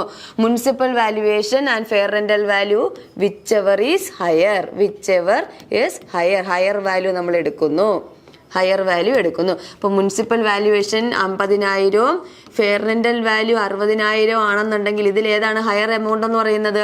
60,000 അല്ലേ ഹയർ എമൗണ്ട്? ആ ഹയർ എമൗണ്ട് നമ്മൾ പരിഗണിക്കുന്നു. ഓക്കെ ആണ്? അപ്പൊ ഈ കിട്ടിയ സ്റ്റെപ്പിൽ നിന്നുള്ള ആൻസർ എന്താണ്? റിസൾട്ട് 1. Okay, result 1. അപ്പൊ ആ റിസൾട്ട് 1ഉം സ്റ്റാൻഡേർഡ് റെന്റും തമ്മിൽ നമ്മൾ എന്ത് ചെയ്യുന്നു? കമ്പയർ ചെയ്യുന്നു. ആ കിട്ടിയ റിസൾട്ട് 1ഉം അതോടൊപ്പം നമ്മൾ എന്ത് ചെയ്യുന്നു? സ്റ്റാൻഡേർഡ് റെന്റും തമ്മിൽ നമ്മൾ എന്ത് ചെയ്യുന്നു? കമ്പയർ ചെയ്യുന്നു. ഓക്കെ ആണ്? സ്റ്റാൻഡേർഡ് റെന്റും തമ്മിൽ നമ്മൾ എന്ത് ചെയ്യുന്നു? നെക്സ്റ്റ് കമ്പയർ ചെയ്യുന്നു. ആദ്യം നമ്മൾ പറഞ്ഞു മുനിസിപ്പൽ വാല്യുവേഷനും ഫെയർ റെന്റൽ വാല്യൂവും കമ്പയർ ചെയ്തിട്ട് whichever is higher എടുക്കും. ആ റിസൾട്ടിനോടൊപ്പം ആ കിട്ടിയ റിസൾട്ടും സ്റ്റാൻഡേർഡ് റെന്റും തമ്മിൽ കമ്പയർ ചെയ്തിട്ട് whichever is lower എടുക്കും. ആദ്യത്തതിന് ഹയർ, രണ്ടാമത്തതിന് ലോവർ. റിസൾട്ട് 1ഉം അതോടൊപ്പം സ്റ്റാൻഡേർഡ് റെന്റ് തന്നിട്ടുണ്ടെങ്കിൽ സ്റ്റാൻഡേർഡ് റെന്റും തമ്മിൽ കമ്പയർ ചെയ്തിട്ട് നമ്മൾ അതിൽ വിച്ചെവർ ഈസ് ലോവർ എടുക്കും. അപ്പൊ ഈ ക്വസ്റ്റ്യനിൽ നമ്മൾ 60,000 ആയിരുന്നു ഹയർ, ഇപ്പൊ സ്റ്റാൻഡേർഡ് റെന്റ് 40,000 ആണ് എന്നുണ്ടെങ്കിൽ വിച്ചെവർ ഈസ് ലോവർ ഏതാണ്? ഈ പറയുന്ന 40,000 ആണ്. ശരിയല്ലേ? 40,000 ആണ്. ഓക്കെ ആണ്. ഇതിനെ നമ്മൾ വിളിക്കുന്ന പേരാണ് എക്സ്പെക്റ്റഡ് റെന്റ്. എന്തെന്ന് വിളിക്കും? Expected rent. എന്തെന്ന് വിളിക്കും മക്കളെ? Expected rent. Expected rent. ഈ എക്സ്പെക്റ്റഡ് റെന്റും ദെൻ ആക്ച്വൽ റെന്റും തമ്മിൽ എന്ത് ചെയ്യും? കമ്പയർ ചെയ്യും. ഈ എക്സ്പെക്റ്റഡ് റെന്റും ആക്ച്വൽ റെന്റും തമ്മിലാണ് ഇനി അടുത്ത കമ്പാരിസൺ. എക്സ്പെക്റ്റഡ് റെന്റും ആക്ച്വൽ റെന്റും തമ്മിൽ കമ്പയർ ചെയ്തിട്ട് വിച്ചെവർ ഈസ് ഹയർ ആണ് എടുക്കുന്നത്. വിച്ചെവർ ഈസ് ഹയർ ആണ് എടുക്കുന്നത്. Whichever is higher. Whichever is higher. ഒന്നുകൂടെ പറയുന്നു. മുനിസിപ്പൽ വാല്യുവേഷനും ഫെയർ റെന്റൽ വാല്യൂവും കൂടെ നോക്കും, FRVയും കൂടെ നോക്കും. Whichever is higher. ഈ ഫെയർ റെന്റൽ വാല്യൂവിനെ തന്നെ നോഷണൽ റെന്റ് എന്നും അറിയപ്പെടും കേട്ടോ. വിച്ചെവർ ഈസ് ഹയർ എടുക്കുന്നു. ഇവിടെ നിന്ന് വിച്ചെവർ ഈസ് ഹയർ. ഓക്കെ, അപ്പൊ നമുക്കൊരു റിസൾട്ട് കിട്ടൂലേ? ആ റിസൾട്ട് 1ഉം അതോടൊപ്പം സ്റ്റാൻഡേർഡ് റെന്റും തമ്മിൽ കമ്പയർ ചെയ്യും. ഓക്കെ, സ്റ്റാൻഡേർഡ് റെന്റും തമ്മിൽ കമ്പയർ ചെയ്തിട്ട് വിച്ചെവർ ഈസ് ലോവർ നമ്മൾ എടുക്കും. ഓക്കെ, എന്നിട്ട് നമ്മൾ എന്ത് ചെയ്യും? ഈ സ്റ്റാൻഡേർഡ് റെന്റും ഇപ്പൊ കിട്ടുന്നതിനെ നമ്മൾ വിളിക്കുന്ന പേരാണ് റിസൾട്ട് 1ഉം അതോടൊപ്പം സ്റ്റാൻഡേർഡ് റെന്റും തമ്മിൽ കമ്പയർ ചെയ്തിട്ട് വിച്ചെവർ ഈസ് ലോവർ എടുക്കുന്നു. ലോവർ എടുത്തതിനെ നമ്മൾ വിളിക്കുന്നത് എക്സ്പെക്റ്റഡ് റെന്റ് എന്നാണ് നമ്മൾ വിളിക്കുന്നത്. എന്ത് റെന്റ്? Expected rent. ഈ എക്സ്പെക്റ്റഡ് റെന്റും ആക്ച്വൽ റെന്റും തമ്മിൽ എന്ത് ചെയ്യും? കമ്പയർ ചെയ്യും. ആക്ച്വൽ റെന്റും കമ്പയർ ചെയ്തിട്ട് വിച്ചെവർ ഈസ് ഹയർ എടുക്കും. അപ്പൊ കിട്ടുന്നതാണ് എന്ത്? ഗ്രോസ് ആനുവൽ വാല്യൂ എന്ന് പറയുന്നത്. മുനിസിപ്പൽ വാല്യുവേഷനും ഫെയർ റെന്റൽ വാല്യൂവും കൂടെ കമ്പയർ ചെയ്തിട്ട് ഏറ്റവും വലുത് എടുക്കും. ആ റിസൾട്ടും സ്റ്റാൻഡേർഡ് റെന്റും തമ്മിൽ കമ്പയർ ചെയ്തിട്ട് വിച്ചെവർ ഈസ് ലോവർ എടുക്കും. ആ ലോവർ ഫിഗറിനെ നമ്മൾ എക്സ്പെക്റ്റഡ് റെന്റ് എന്ന് വിളിച്ചു. ആ എക്സ്പെക്റ്റഡ് റെന്റും ആക്ച്വൽ റെന്റും കൂടെ കമ്പയർ ചെയ്തിട്ട് വിച്ചെവർ ഈസ് ഹയർ എടുക്കുന്നു. വേവ് കണ്ടിട്ടുണ്ടോ? Wave high, low, high. ഇങ്ങനെയാണ് ഗ്രോസ് ആനുവൽ വാല്യൂവിന്റെ കമ്പ്യൂട്ടേഷൻ എന്ന് പറയുന്നത്. ഇതാണ് ഇവിടെ എന്താണ് ചാർട്ട് അടിസ്ഥാനത്തിൽ കാണിച്ചിരിക്കുന്നത്. ഓക്കെ ആണ്. നോക്കിക്കേ, ഫെയർ റെന്റൽ വാല്യൂ മുനിസിപ്പൽ വാല്യുവേഷനും കമ്പയർ ചെയ്തിട്ട് വിച്ചെവർ ഈസ് ഹയർ എടുക്കുന്നു. അതിൽ നിന്ന് കിട്ടിയ റിസൾട്ടും സ്റ്റാൻഡേർഡ് റെന്റും കൂടെ കമ്പയർ ചെയ്തിട്ട് വിച്ചെവർ ഈസ് ലോവർ എടുക്കുന്നു. അതിനെ നമ്മൾ എക്സ്പെക്റ്റഡ് റെന്റ് എന്ന് വിളിച്ചു. ആ എക്സ്പെക്റ്റഡ് റെന്റും ആക്ച്വൽ റെന്റ് തന്നിട്ടുണ്ടെങ്കിൽ ആക്ച്വൽ റെന്റുമായിട്ട് കമ്പയർ ചെയ്യുന്നു. ഓക്കെ, ചില സമയങ്ങളിൽ ശ്രദ്ധിച്ച് കേട്ടോളുക, ചില സമയങ്ങളിൽ actual rent greater than expected rent ആയിരിക്കും. ചില സമയങ്ങളിൽ ആക്ച്വൽ റെന്റ് എക്സ്പെക്റ്റഡ് റെന്റിനേക്കാൾ കൂടുതലാണെങ്കിൽ ഗ്രോസ് ആനുവൽ വാല്യൂ എന്ന് പറയുന്നത് ആക്ച്വൽ റെന്റ് തന്നെ ആയിരിക്കും. നമ്മൾ ഉദ്ദേശിക്കുന്ന തുകയാണോ നമുക്ക് കിട്ടുന്ന തുകയാണോ കൂടുതൽ? ഇൻകം ടാക്സ് പോയിന്റ് ഓഫ് വ്യൂവിൽ കിട്ടുന്ന തുകയ്ക്കല്ലേ നമ്മൾ ടാക്സ് കൊടുക്കേണ്ടത്. സോ ആക്ച്വൽ റെന്റ് എന്ത് ചെയ്യും? ആക്ച്വൽ റെന്റ് തന്നെയായിരിക്കും ഗ്രോസ് ആനുവൽ വാല്യൂ ആയിട്ട് ട്രീറ്റ് ചെയ്യുന്നത്. ഇൻ കേസ് ചില സമയങ്ങളിൽ actual rent less than expected rent ആയിരിക്കും. നമ്മൾ എക്സ്പെക്ട് ചെയ്യുന്ന റെന്റ് 10,000 രൂപയാണ്, പക്ഷെ നമുക്ക് ആക്ച്വലി വന്നത് 5,000 രൂപയേ ഉള്ളൂ. എങ്ങനെയാണ്? എക്സ്പെക്റ്റഡ് റെന്റ് കൂടുതലും ആക്ച്വൽ റെന്റ് എന്താണ്? കുറവുമാണ് എന്നുണ്ടെങ്കിൽ അതെങ്ങനെയൊക്കെ വരാം? Okay, unrealized rent can be reduced from actual rent if the condition of the rule are satisfied. നോക്കിക്കോ, actual rent less than expected rent because of vacancy. കുറെ നാള് നമ്മുടെ ലെറ്റ് ഔട്ട് ചെയ്ത building vacant ആയി കിടന്നു എന്നുണ്ടെങ്കിൽ അതിന് നമുക്ക് വാടക തരുമോ? അന്നേരം നമ്മുടെ എക്സ്പെക്റ്റഡ് റെന്റിനേക്കാൾ കുറവായിരിക്കും നമുക്ക് കിട്ടുന്ന ആക്ച്വൽ റെന്റ് എന്ന് പറയുന്നത്. സോ ഇവിടെ actual rent less than expected rent ആണ് ബിക്കോസ് ഓഫ് വേക്കൻസി മൂലമാണ് ആക്ച്വൽ റെന്റ് കുറവും എക്സ്പെക്റ്റഡ് റെന്റ് കൂടുതലും ആയതെങ്കിൽ ഗ്രോസ് ആനുവൽ വാല്യൂ എന്ന് പറയുന്നത് യഥാർത്ഥത്തിൽ നമ്മൾ റിസീവ് ചെയ്ത ആക്ച്വൽ റെന്റിന് മാത്രം നമ്മൾ എന്ത് കൊടുത്താൽ മതി? ടാക്സ് കൊടുത്താൽ മതി. രണ്ടാമത്തെ കേസ് പറയുന്നു, വേക്കൻസി അല്ല മറ്റെന്തെങ്കിലും കാരണങ്ങൾ മൂലം നമ്മുടെ ആക്ച്വൽ റെന്റ് എക്സ്പെക്റ്റഡ് റെന്റിനേക്കാൾ കുറവാണ് എന്നുണ്ടെങ്കിൽ expected rent will be the gross annual value of the let out house property. Okay ആണ്. Actual rent less than the expected rent because of any other factors അല്ലെങ്കിൽ any other reasons gross annual value എന്ന് പറയുന്നത് ഏത് തന്നെ ആയിരിക്കും? Expected rent ആയിരിക്കും. Okay ആണ്. ഇതാണ് ഗ്രോസ് ആനുവൽ വാല്യൂ കണ്ടുപിടിക്കാനായിട്ട് നമ്മൾ യൂസ് ചെയ്യുന്നത്, അല്ലെങ്കിൽ ഗ്രോസ് ആനുവൽ വാല്യൂ നമ്മളിങ്ങനെ കണ്ടുപിടിക്കും. ഈ ഗ്രോസ് ആനുവൽ വാല്യൂവിൽ നിന്നാണ് unrealised rent, municipal taxes paid by the ഓണറും സെക്ഷൻ 23 പ്രകാരം എന്ത് ചെയ്യുന്നത്, കുറയ്ക്കുന്നത്. ഓക്കെ, ഇത് അതിന്റെ തന്നെ എക്സ്പ്ലനേഷൻ ആണ്. മുനിസിപ്പൽ വാല്യുവേഷനും ഫെയർ റെന്റൽ വാല്യൂയും കൂടെ കമ്പയർ ചെയ്യും. ഈ ഫെയർ റെന്റൽ വാല്യൂവിനെ തന്നെ നോഷണൽ റെന്റ് എന്നറിയപ്പെടും. കമ്പയർ ചെയ്തിട്ട് വിച്ച് എവർ ഈസ് ഹയർ എടുക്കും എന്ന് നമ്മൾ പറഞ്ഞില്ലേ, സെയിം അത് തന്നെയാണ് കൊടുത്തിരിക്കുന്നത്. നോക്കിക്കേ, ഒരു ക്വസ്റ്റ്യൻ ആണ്.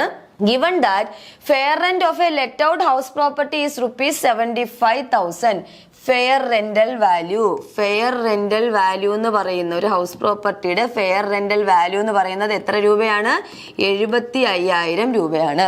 ആൻഡ് ഇറ്റ്സ് മുനിസിപ്പൽ വാല്യൂ എന്ന് പറയുന്നത് എത്രയാണ്, 60,000 രൂപയാണ്. എത്ര രൂപയാണ്, 60,000 രൂപ. ഓക്കെ ആണ്. സ്റ്റാൻഡേർഡ് റെന്റ് എന്ന് പറയുന്നത് 72,000 രൂപയെന്നും തന്നിട്ടുണ്ട്. 72,000. ദെൻ ആക്ച്വൽ റെന്റ് റിസീവ്ഡ്, നമുക്ക് കിട്ടിയ ആക്ച്വൽ റെന്റ് എന്ന് പറയുന്നത് 63,000. ഇതിൽ നിന്ന് നമ്മളോട് പറഞ്ഞിരിക്കുന്നത് calculate the gross annual value of the house property. Gross annual value കണ്ടുപിടിക്കാൻ വേണ്ടുന്ന എല്ലാ ഫിഗറുകളും ഉണ്ടല്ലേ. ഇനി നമ്മൾ സ്റ്റെപ്പുകൾ ആലോചിച്ചേ. എങ്ങനെയായിരുന്നു, മുനിസിപ്പൽ വാല്യുവേഷനും ഫെയർ റെന്റൽ വാല്യൂയും കൂടെ കമ്പയർ ചെയ്യും, എന്നിട്ട് ഹയർ എടുക്കും അല്ലേ. എന്നിട്ട് നമ്മൾ എന്ത് ചെയ്യും, ഹയർ എടുക്കുന്നു. ഇവിടെ നോക്കിക്കേ, മുനിസിപ്പൽ വാല്യുവേഷൻ എത്രയാണ്, 60,000 ആണ്. ഫെയർ റെന്റൽ വാല്യൂ എത്രയാണ്, 75,000 ആണ്. ഇതിൽ ഏതാ ഹയർ, 75,000 അല്ലേ ഹയർ, 75,000 അല്ലേ ഹയർ. അതാണല്ലോ റിസൾട്ട് 1 എന്ന് പറയുന്നത്. ഈ റിസൾട്ട് വണ്ണും സ്റ്റാൻഡേർഡ് റെന്റ് ഇവിടെ എത്രയാണ്, സ്റ്റാൻഡേർഡ് റെന്റ് എത്രയാണ്, 72,000 അല്ലേ. 72,000 കൂടെ കമ്പയർ ചെയ്തിട്ട് വിച്ച് എവർ ഈസ് ലോവർ ആണ് നമ്മൾ എടുക്കുന്നത്. വിച്ച് എവർ ഈസ് ലോവർ എന്ന് പറയുന്നത് 75,000 ആണോ 72,000 ആണോ ചെറുത്, 72,000. നോക്കിക്കേ, വിച്ച് എവർ ഈസ് ലോവർ ആണ് എടുക്കുന്നത്. 75,000 and 72,000. Which ever is lower, 72,000 ആണ് ലോവർ അല്ലേ. ഈ ലോവർ ഫിഗറിനെ നമ്മൾ എന്തെന്ന് വിളിച്ചു, എക്സ്പെക്ടഡ് റെന്റ് എന്ന് വിളിച്ചല്ലേ. എക്സ്പെക്ടഡ് റെന്റ്, ഈ എക്സ്പെക്ടഡ് റെന്റും അതോടൊപ്പം ആക്ച്വൽ റെന്റ് റിസീവ്ഡും കൂടെ കമ്പയർ ചെയ്യും. ചെയ്തിട്ട് വിച്ച് എവർ ഈസ് ഹയർ എടുക്കുന്നു അല്ലേ. Which ever is higher. Expected rent ഇവിടെ എത്രയാണ്, 72,000 അല്ലെ. 72,000. ഇതിൽ ഏതാ ഹയർ, 72,000 ആണോ 63,000 ആണോ? ഒബ്വിയസ്ലി അത് ഏത് തന്നെയാണ്, 72,000 ആണ്. This will be the gross annual value of the let out house property. എത്ര രൂപ, 72. ഓപ്ഷനിൽ ഉണ്ടാന്ന് നോക്കിയേ, 72,000. മനസ്സിലായോ? നെക്സ്റ്റ് നോക്കിക്കേ, അതുപോലെ തന്നെ മറ്റൊരു question. Consider the following problem relating to the let out house property. Municipal value തന്നിട്ടുണ്ട്, ഫെയർ റെന്റ് തന്നിട്ടുണ്ട്, സ്റ്റാൻഡേർഡ് റെന്റ് തന്നിട്ടുണ്ട്, ആക്ച്വൽ റെന്റ് തന്നിട്ടുണ്ട്. നമ്മളോട് പറഞ്ഞിരിക്കുന്നത് ഗ്രോസ് ആനുവൽ വാല്യൂ കണക്കാക്കുക. ഇത് ക്വസ്റ്റ്യനിൽ നിന്ന് തന്നെ നമുക്ക് നോക്കാം. മുനിസിപ്പൽ വാല്യുവേഷനും ഫെയർ റെന്റൽ വാല്യൂയും വിച്ച് എവർ ഈസ് ഹയർ, 68,000 ആണ് ഹയർ അല്ലേ. ഈ റിസൾട്ടും സ്റ്റാൻഡേർഡ് റെന്റും തമ്മിൽ കമ്പയർ ചെയ്തിട്ട് വിച്ച് എവർ ഈസ് ലോവർ എടുക്കണം അല്ലേ. അപ്പൊ എത്ര തന്നെ വരും, 62,000. ഇതാണല്ലോ എക്സ്പെക്ടഡ് റെന്റ് എന്ന് പറയുന്നത്. ഈ എക്സ്പെക്ടഡ് റെന്റും ആക്ച്വൽ റെന്റ് റിസീവ്ഡും തമ്മിൽ കമ്പയർ ചെയ്തിട്ട് വിച്ച് എവർ ഈസ് ഹയർ എടുക്കുക. അതെത്രയാണ്, 65,000. അത് തന്നെയാണല്ലോ gross annual value. So the answer is 65,000. മനസ്സിലാവുന്നുണ്ടോ? ഗ്രോസ് ആനുവൽ വാല്യൂ കമ്പ്യൂട്ട് ചെയ്യുന്നത് മനസ്സിലായോ? നെക്സ്റ്റ് നമ്മൾ പറയാനുള്ളത്, ഗ്രോസ് ആനുവൽ വാല്യൂവിൽ നിന്ന് നമുക്ക് സെക്ഷൻ 23 പ്രകാരം നമുക്ക് 2 ഡിഡക്ഷൻസ് ക്ലെയിം ചെയ്യാമെന്ന് നമ്മൾ പറഞ്ഞു. മുനിസിപ്പൽ വാല്യുവേഷൻ അല്ലെങ്കിൽ മുനിസിപ്പൽ ടാക്സസും അൺറിയലൈസ്ഡ് റെന്റും. Municipal taxes paid by the ഓണറും അതോടൊപ്പം എന്താണ്, അൺറിയലൈസ്ഡ് റെന്റ്. എന്താണ് മുനിസിപ്പൽ ടാക്സസ് നോക്കിക്കോളാം. Municipal taxes paid by the owner during the previous year can be deducted from gross annual value. Section 23 പ്രകാരം owner കൊടുത്തിട്ടുള്ള മുനിസിപ്പൽ ടാക്സ്, പ്രോപ്പർട്ടിയിന്മേൽ owner കൊടുത്തിട്ടുള്ള municipal tax എടുത്ത് ഞാൻ പറയുന്നതിന്റെ കാരണം, municipal tax paid by tenant എന്ന് നിങ്ങൾക്ക് ക്വസ്റ്റ്യനിൽ തന്നു കഴിഞ്ഞാൽ it cannot be deducted under section 23. Section 23 പ്രകാരം കുറയ്ക്കാൻ പറ്റില്ല. മനസ്സിലായോ? അപ്പൊ ഓണർ മുനിസിപ്പൽ ടാക്സ് പേ ചെയ്തിട്ടുണ്ടെങ്കിൽ ഗ്രോസ് ആനുവൽ വാല്യൂവിൽ നിന്ന് നമുക്ക് എന്ത് ചെയ്യാം, കുറയ്ക്കാം. ഓക്കെ ആണ്. അതുപോലെ തന്നെ municipal taxes pertaining to the past or future period can also be deducted. പാസ്റ്റുമായിട്ട് ബന്ധപ്പെട്ടതോ ഫ്യൂച്ചറുമായിട്ട് ബന്ധപ്പെട്ടതോ ആക്ച്വലി ഇത് അസസ് ചെയ്ത് എന്ത് ചെയ്തിരിക്കണം, ഓൾറെഡി പേ ചെയ്തിട്ടുണ്ടെങ്കിൽ നമുക്ക് എന്ത് ചെയ്യാൻ പറ്റും, കുറയ്ക്കാനായിട്ട് പറ്റും. പ്രീവിയസ് ഇയറിൽ പാസ്റ്റ് ഇയറുമായി ബന്ധപ്പെട്ടതോ ഫ്യൂച്ചർ പീരീഡുമായി ബന്ധപ്പെട്ടതോ ആയിട്ടുള്ള മുനിസിപ്പൽ ടാക്സ് ഓണർ ഓൾറെഡി അടച്ചിട്ടുണ്ടെങ്കിൽ അതും നമുക്ക് എന്ത് ചെയ്യാം, സെക്ഷൻ 23 പ്രകാരം ഡിഡക്റ്റ് ചെയ്യാം. അതോടൊപ്പം municipal tax paid by the tenant, കണ്ടോ, municipal tax due shall not be deducted.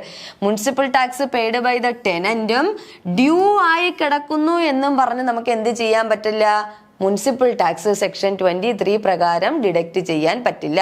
Tenant പേ ചെയ്തിരിക്കുന്ന മുനിസിപ്പൽ ടാക്സും മുനിസിപ്പൽ ടാക്സ് ഡ്യൂ അടിസ്ഥാനത്തിലും എന്ത് ചെയ്യാൻ പറ്റില്ല, നമുക്ക് മുനിസിപ്പൽ ടാക്സസ് എന്നും പറഞ്ഞ് സെക്ഷൻ 23 പ്രകാരം ഡിഡക്ഷൻ ക്ലെയിം ചെയ്യാൻ പറ്റില്ല. അടുത്ത സെക്ഷൻ 23 പ്രകാരമുള്ള അടുത്ത ഡിഡക്ഷൻ ആണ് അൺറിയലൈസ്ഡ് റെന്റ്. അൺറിയലൈസ്ഡ് റെന്റ് എന്ന് പറഞ്ഞാൽ ഇത്രയേ ഉള്ളൂ മക്കളെ, നമ്മൾ ഒരു വീട്ടിന്റെ നമ്മൾ കൊടുത്തിരിക്കുന്ന അല്ലെങ്കിൽ വാടകയ്ക്ക് കൊടുത്തിരിക്കുന്ന ഒരു വീട്ടിന്റെ റെന്റ് റിയലൈസ് ചെയ്യാനായിട്ട് മാക്സിമം നമ്മളാൽ കഴിയുന്ന എല്ലാ ജെനുവിൻ സ്റ്റെപ്സും നമ്മൾ എടുത്തു, അസസി എടുത്തു. അങ്ങനെ എടുത്തിട്ടും നമുക്ക് എന്ത് ചെയ്യാൻ പറ്റിയില്ല, നമുക്ക് ഈ പറയുന്ന റെന്റ് റിക്കവർ ചെയ്യാൻ പറ്റില്ല, അല്ലെങ്കിൽ എമൗണ്ട് റിക്കവർ ചെയ്യാൻ പറ്റിയില്ല എന്നുണ്ടെങ്കിൽ അതിനെ നമ്മൾ വിളിക്കുന്ന പേരാണ് unrealised rent. Unrealised rent can be deducted from gross annual value if the owner could not realize the rent even after making genuine steps to recover the amount. Maximum പരമാവധി കഷ്ടപ്പെട്ടിട്ടും ഓണർക്ക് എന്ത് ചെയ്യാൻ പറ്റിയില്ല, റെന്റ് റിയലൈസ് ചെയ്യാൻ പറ്റിയില്ല എന്നുണ്ടെങ്കിൽ അതിനെ നമുക്ക് എവിടെ നിന്ന്, ഗ്രോസ് ആനുവൽ വാല്യൂവിൽ നിന്ന് സെക്ഷൻ 23 പ്രകാരം എന്ത് ചെയ്യാം, ഡിഡക്റ്റ് ചെയ്യാം.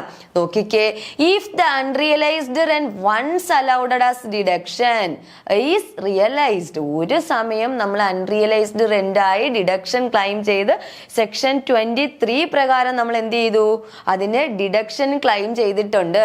കുറെ നാളുകൾ കഴിഞ്ഞ് അതിനെ നമ്മൾ എന്ത് ചെയ്തു, നമുക്ക് റിയലൈസ് ചെയ്താൽ കിട്ടിക്കഴിഞ്ഞാൽ it will B fully taxable without any deduction.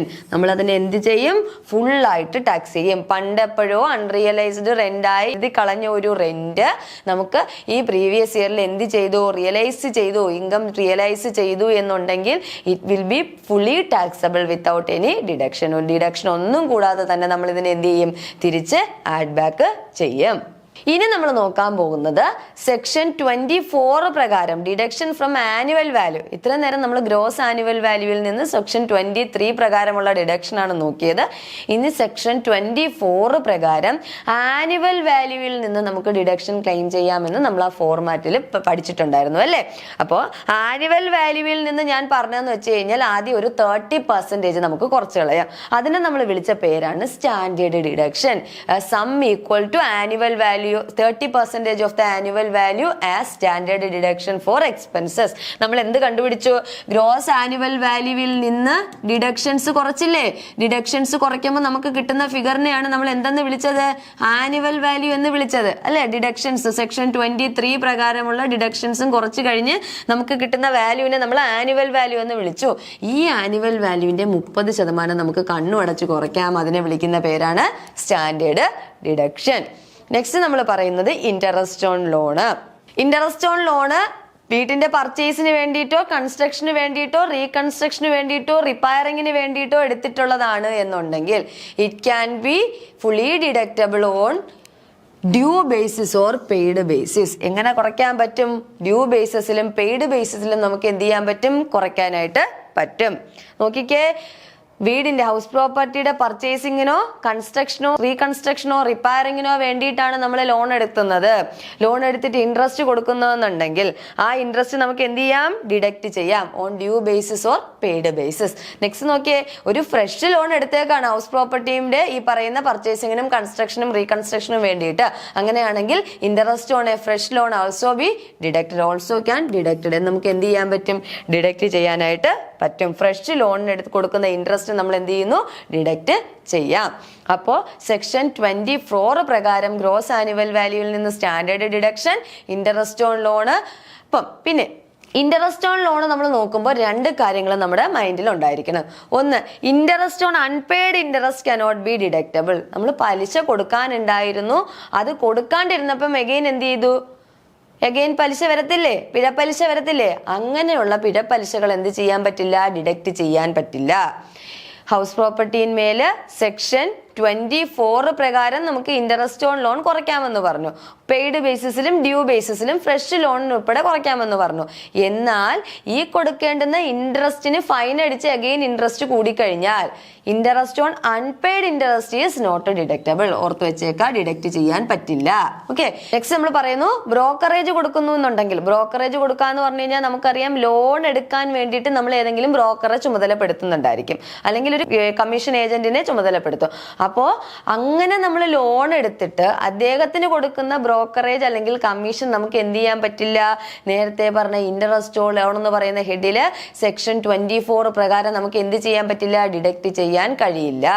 അതാണ് ഈ പറയുന്ന ഇൻട്രസ്റ്റ് ഓൺ ലോണിന്റെ കേസിൽ ഓർത്തിരിക്കേണ്ട 2 പോയിന്റുകൾ. അൺപെയ്ഡ് ഇൻട്രസ്റ്റിന് കൊടുക്കുന്ന ഇൻട്രസ്റ്റ് എന്ത് ചെയ്യത്തില്ല? ഡിഡക്ട് ചെയ്യാൻ പറ്റൂല. ലോൺ റൈസ് ചെയ്യാൻ ബ്രോക്കർ വഴിയാണ് നമ്മൾ ശ്രമിച്ചത് എന്നുണ്ടെങ്കിൽ അദ്ദേഹത്തിന് കൊടുക്കുന്ന ബ്രോക്കറേജ് നമുക്ക് എന്ത് ചെയ്യാൻ പറ്റില്ല? ഡിഡക്ട് ചെയ്യാൻ കഴിയില്ല. ഇനി മൂന്നാമത്തത് pre construction period interest. Very important ആണ്. മൂന്നാമത്തെ point pre construction period interest. Pre construction period interest എന്ന് പറഞ്ഞു കഴിഞ്ഞാൽ an assessee can claim deductions for pre-construction period in 5 equal installments commencing from the previous year in which the house has been constructed. House construct ചെയ്തില്ലേ, നമ്മൾ house property വെക്കില്ലേ, അപ്പോൾ അതിന് വേണ്ടിയിട്ട് നമ്മൾ loan എടുത്തു എന്നുണ്ടെങ്കിൽ അതിന് വേണ്ടിയിട്ട് ലോൺ എടുക്കുമ്പോൾ നമ്മൾ എന്ത് കൊടുക്കും? ഇൻട്രസ്റ്റ് കൊടുക്കും അല്ലേ? അങ്ങനെ നമ്മൾ ഇൻട്രസ്റ്റ് കൊടുത്തിട്ടുണ്ടെന്നുണ്ടെങ്കിൽ അസസിക്ക് എന്ത് ചെയ്യാം? ആ ഇൻസ്റ്റാൾമെന്റ് ഇൻട്രസ്റ്റിന്റെ എമൗണ്ട് 5 ഈക്വൽ ഇൻസ്റ്റാൾമെന്റുകളായിട്ട് നമുക്ക് എന്ത് ചെയ്യാം? സെക്ഷൻ 24 പ്രകാരം ഡിഡക്ഷന് ക്ലെയിം ചെയ്യാം. Assessee can claim deduction four pre construction period interest in 5 equal instalments കമൻസിംഗ് from the previous year in which the house has been constructed. House construct ചെയ്തതിന്റെ തൊട്ട് മുന്നേ ഉള്ള പ്രീവിയസ് ഇയറിൽ തുടങ്ങി 5 ഈക്വൽ ഇൻസ്റ്റാൾമെന്റുകളായിട്ട് നമുക്ക് എന്ത് ചെയ്യാം? ഈ പറയുന്ന ലോണിന്റെ ഇൻട്രസ്റ്റ് നമുക്ക് സെക്ഷൻ 24 പ്രകാരം എഴുതി കളയാം. അതിനെ നമ്മൾ വിളിക്കുന്ന പേരാണ് പ്രീ കൺസ്ട്രക്ഷൻ പീരീഡ് ഇൻട്രസ്റ്റ്. ഇനി പ്രീ കൺസ്ട്രക്ഷൻ പീരീഡ് എവിടെ തുടങ്ങി എവിടെ അവസാനിക്കുന്നു? പ്രീ കൺസ്ട്രക്ഷൻ പീരീഡ് സ്റ്റാർട്ട് ചെയ്യുന്നത് from the date of beginning the construction of property. Date of beginning the construction of property. ഏത് ദിവസമാണ് പ്രോപ്പർട്ടി എന്ത് ചെയ്തത്? കൺസ്ട്രക്ഷൻ സ്റ്റാർട്ട് ചെയ്തത്, ആ ഡേറ്റ് മുതൽ. And it ends on 31st March immediately prior to the date of the completion of construction. നമ്മുടെ house പ്രോപ്പർട്ടിയുടെ construction പൂർത്തിയായ വർഷത്തിന്റെ തൊട്ട് മുന്നേ ഉള്ള മാർച്ച് 31 എന്ത് ചെയ്യുന്നത്? പ്രീ കൺസ്ട്രക്ഷൻ പീരീഡ് എൻഡ് ചെയ്യുന്നത്. സ്റ്റാർട്ട് ചെയ്യുന്നത് ഒബ്വിയസ്ലി കൺസ്ട്രക്ഷന്റെ ബിഗിനിങ് ഏത് ഡേറ്റിലാണോ അന്ന് വരെയും, അതോടൊപ്പം എൻഡ് ചെയ്യുന്നത് കൺസ്ട്രക്ഷൻ പൂർത്തിയാകുന്നതിന്റെ കംപ്ലീഷൻ ഓഫ് ദ കൺസ്ട്രക്ഷന്റെ ഡേറ്റിന്റെ തൊട്ട് മുന്നേ ഉള്ള മാർച്ച് 31 എന്ത് ചെയ്യുന്നത്? പ്രീ കൺസ്ട്രക്ഷൻ പീരീഡ് എൻഡ് ചെയ്യുന്നത്. നോക്കിക്കേ, on the basis of the following information, calculate the duration of pre-construction period for calculating the interest on loan to construct the house property. Assume in all the cases loan is still outstanding. ഇവിടെ നമ്മൾ pre construction period ആണ് നമ്മൾ എന്ത് ചെയ്യുന്നത്? നോക്കുന്നത്. എത്ര period, ഏത് പീരീഡിൽ പ്രീ കൺസ്ട്രക്ഷൻ അവസാനിക്കും, അല്ലെങ്കിൽ ഏതൊക്കെ മാസത്തേക്ക് ലോൺ കൊടുക്കേണ്ടി വരും എന്നാണ് നമ്മൾ നോക്കുന്നത്. എത്ര മാസത്തേക്ക് ലോൺ കൊടുക്കേണ്ടി വരും? നോക്കിക്കേ, ആദ്യത്തെ കേസിൽ ലോൺ എടുത്തിരിക്കുന്നത് 2017 മാർച്ച് 1 2017 മാർച്ച് 1.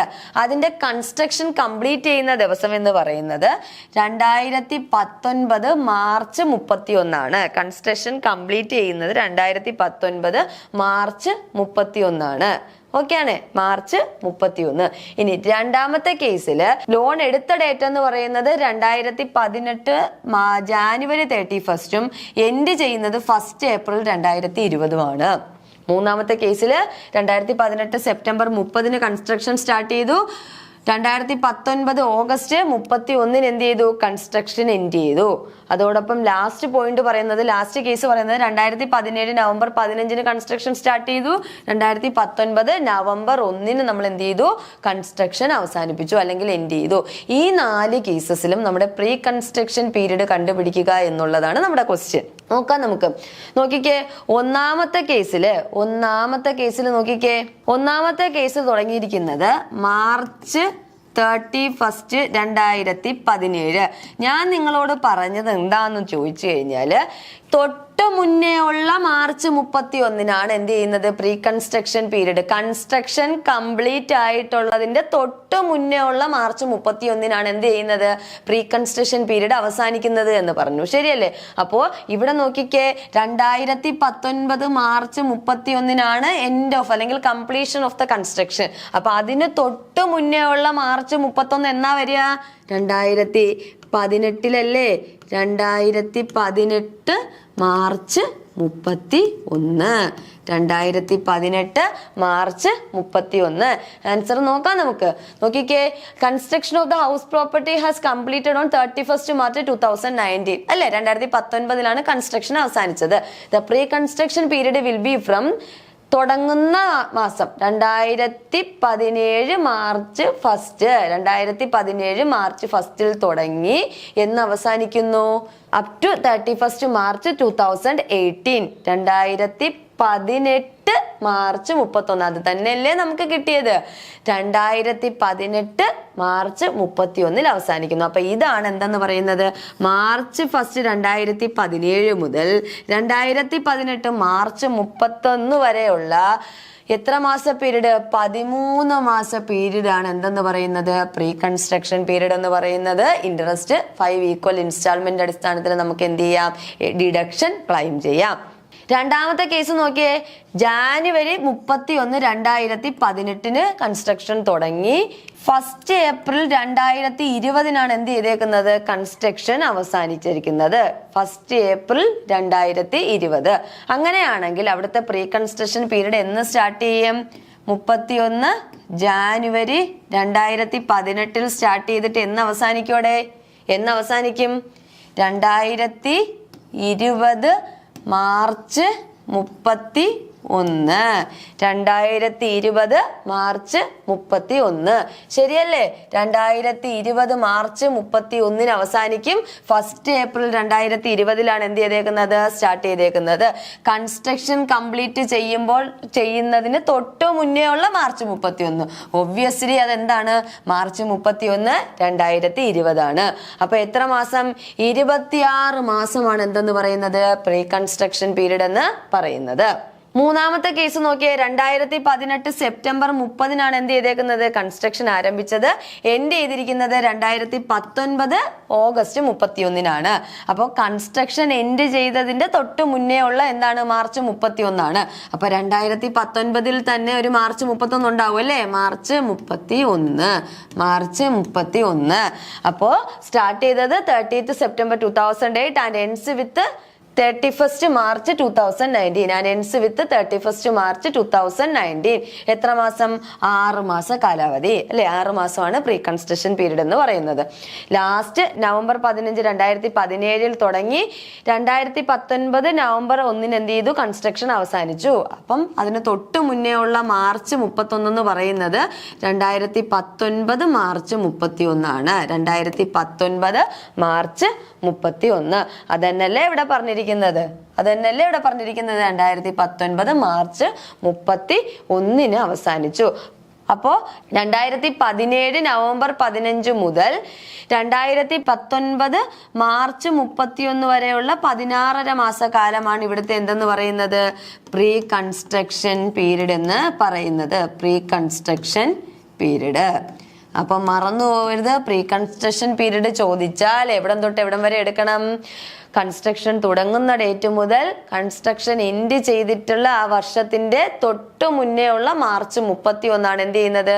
പ്രീ കൺസ്ട്രക്ഷൻ പീരീഡായി പരിഗണിക്കാനുള്ളത്. ആ വർഷങ്ങളിൽ കൊടുത്തിരിക്കുന്ന എമൗണ്ടുകൾ 5 ഈക്വൽ ഇൻസ്റ്റാൾമെന്റുകളായി നമുക്ക് എന്ത് ചെയ്യാം? സെക്ഷൻ 24 പ്രകാരം ഡിഡക്ഷന് ക്ലെയിം ചെയ്യാം.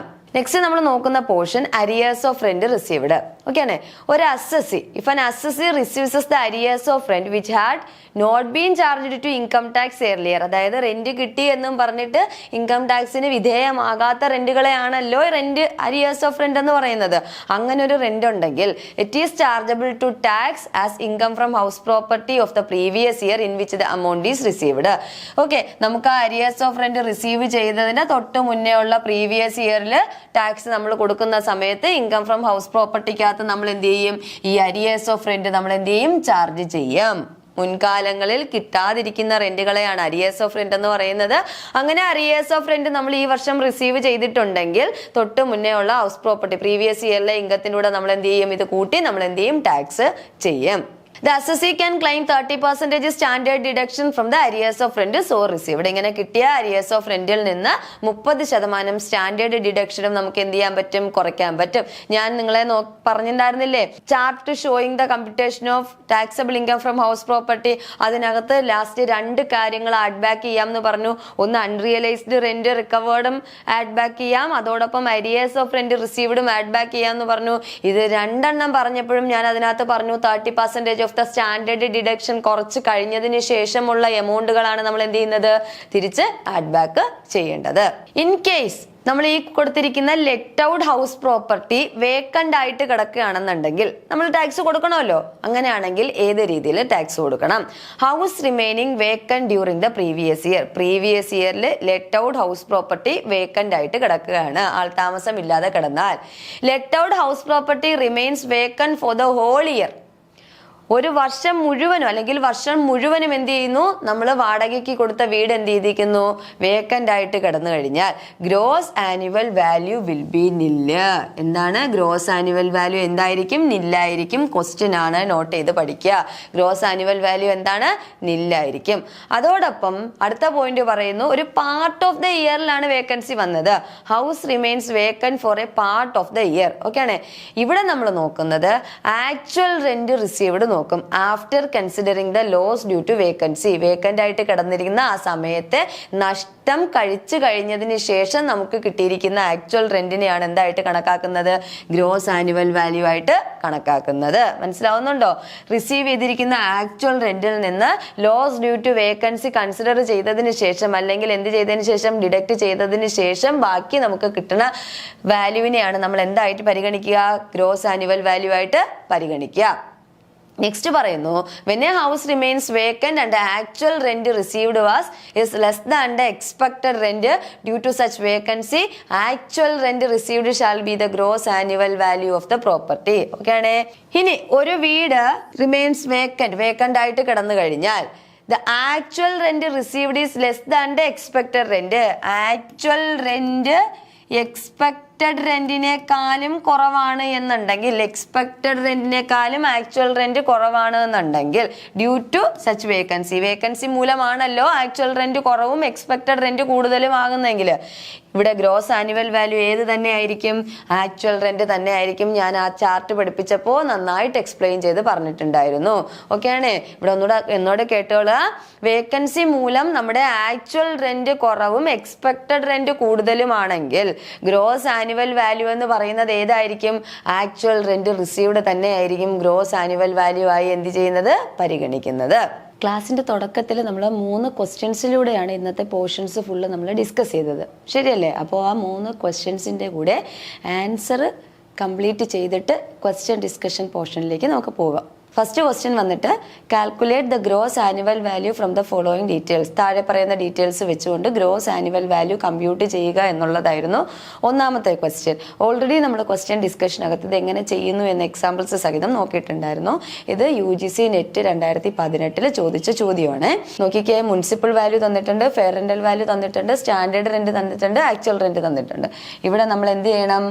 ആദ്യം മുനിസിപ്പൽ വാല്യുവേഷൻ എന്ത് ചെയ്യണം? മുനിസിപ്പൽ വാല്യുവേഷനും ഫെയർ റെന്റൽ വാല്യൂവും തമ്മിൽ എന്ത് ചെയ്യും? കമ്പയർ ചെയ്തിട്ട് ഇതിൽ നിന്ന് ഹയർ എമൗണ്ട് എടുക്കും. ശരിയല്ലേ? ഹയർ എമൗണ്ട് എടുക്കുക. കമ്പയർ ചെയ്യാം നമുക്ക്. മുനിസിപ്പൽ വാല്യുവേഷൻ എന്ന് പറയുന്നത് 45,000, ഫെയർ റെന്റൽ വാല്യൂ എന്ന് പറയുന്നത് 50,000. ഏതാ ഹയർ എന്ന് പറയുന്നത്? ഹയർ എമൗണ്ട് എന്ന് പറയുന്നത് 50,000. ഇതാണ് നമ്മുടെ റിസൾട്ട് 1 എന്ന് പറയുന്നത് അല്ലേ? ഈ റിസൾട്ട് 1ഉം സ്റ്റാൻഡേർഡ് റെന്റും തമ്മിൽ നമ്മൾ ഇനി എന്ത് ചെയ്യും? കമ്പയർ ചെയ്യും. റിസൾട്ട് 1ഉം സ്റ്റാൻഡേർഡ് റെന്റും തമ്മിൽ കമ്പയർ ചെയ്യും. സ്റ്റാൻഡേർഡ് റെന്റും തമ്മിൽ കമ്പയർ ചെയ്തിട്ട് വിച്ച് എവർ ഈസ് ലോവർ എടുക്കും. റിസൾട്ട് ഇവിടെ എത്രയാണ് കിട്ടിയത്? 50,000 അല്ലേ? 50,000. ദെൻ സ്റ്റാൻഡേർഡ് റെന്റ് എത്രയാണ്? 48,000. 48,000 കമ്പയർ ചെയ്ത് കഴിഞ്ഞാൽ വിച്ച് എവർ ഈസ് ലോവർ? 48,000 ആണ് ലോവർ എന്ന് പറയുന്നത്. ഇതിനെ നമ്മൾ എന്തെന്ന് വിളിക്കും എന്ന് പറഞ്ഞു? എക്സ്പെക്റ്റഡ് റെന്റ് എന്ന് പറഞ്ഞു അല്ലേ? അപ്പം ഈ എക്സ്പെക്റ്റഡ്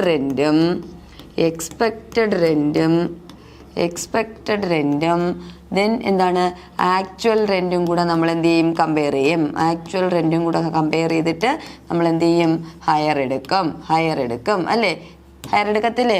അപ്പോൾ എക്സ്പെക്റ്റഡ് റെൻറ്റ് 48,000 എന്ന് കിട്ടി. ആക്ച്വൽ റെൻറ്റ് എത്രയെന്ന് തന്നിട്ടുണ്ട് 42,000 എന്ന് തന്നിട്ടുണ്ട്. അപ്പോൾ വിച്ച് എവർ ഈസ് ഹയർ എന്ന് പറഞ്ഞു കഴിഞ്ഞാൽ ആൻസർ എന്ന് പറയുന്നത് എത്രയായിരിക്കും 48,000 ആണ് ആൻസർ എന്ന് പറയുന്നത്. So the answer is option B. Okay ആണ്. അടുത്ത ക്വസ്റ്റ്യൻ നോക്കാം. അടുത്ത ക്വസ്റ്റ്യൻ നോക്കിക്കേ. ഇവിടെയും എന്ത് കണ്ടുപിടിക്കുക, ആനുവൽ വാല്യൂ കണ്ടുപിടിക്കുന്നതായിരുന്നു ക്വസ്റ്റ്യൻ എന്ന് പറയുന്നത്. നോക്കിക്കേ, മുനിസിപ്പൽ വാല്യുവേഷൻ 1,50,000, ഫെയർ റെന്റ് എന്ന് പറയുന്നത് 1,80,000, സ്റ്റാൻഡേർഡ് റെന്റ് 1,60,000. അതുപോലെ തന്നെ നമ്മുടെ അടുത്ത് തന്നിട്ടുണ്ട് ആക്ച്വൽ റെന്റ് എന്ന് പറയുന്നത് 20,000 പെർ മന്ത് ആണല്ലേ, 20,000 പെർ മന്ത്. അതിനെ നമ്മൾ ഇയറിലോട്ട് പെർ ആനത്തിലോട്ട് നമ്മൾ എന്ത് ചെയ്യും കൺവേർട്ട് ചെയ്യും. Then municipal tax paid by the owner 20,000 of municipal valuation. Then unrealised rent എത്രയാണ് 40,000 എന്ന് തന്നിട്ടുണ്ട്.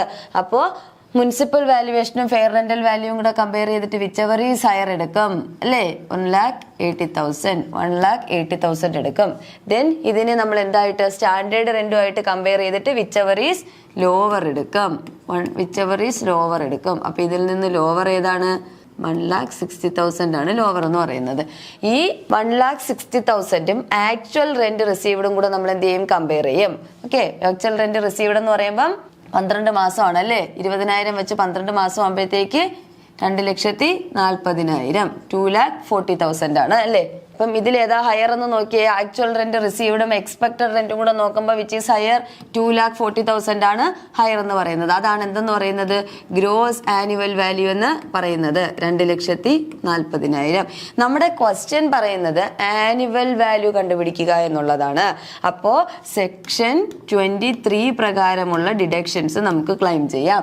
ഇവിടെ എന്ത് തന്നിട്ടുണ്ട്, മുനിസിപ്പൽ വാല്യുവേഷന്റെ ഇവിടെ എന്ത് തന്നിട്ടുണ്ട്, മുനിസിപ്പൽ വാല്യുവേഷന്റെ 20% ആണ് മുനിസിപ്പൽ ടാക്സ് പെയ്ഡ് എന്ന് തന്നിട്ടുണ്ട്. നോക്കിക്കേ, 1,50,000ന്റെ എത്ര ശതമാനം 20% എന്തെന്ന് പറയുന്നത് municipal tax paid by the owner എന്ന് പറയുന്നത്, അതായത് 30,000 അല്ലേ, 30,000. ദെൻ എന്തുണ്ട്, അൺറിയലൈസ്ഡ് റെന്റ് ഉണ്ട്,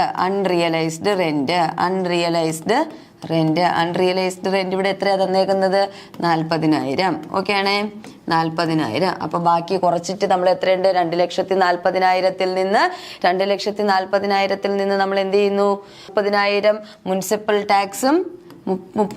മുനിസിപ്പൽ ടാക്സും അൺറിയലൈസ്ഡ് റെന്റായി 40,000 കുറച്ച് കഴിഞ്ഞാൽ ബാക്കി എത്രയാണ് നമ്മുടെ ആൻസർ എന്ന് പറയുന്നത് 1,70,000. ശരിയല്ലേ 1,70,000.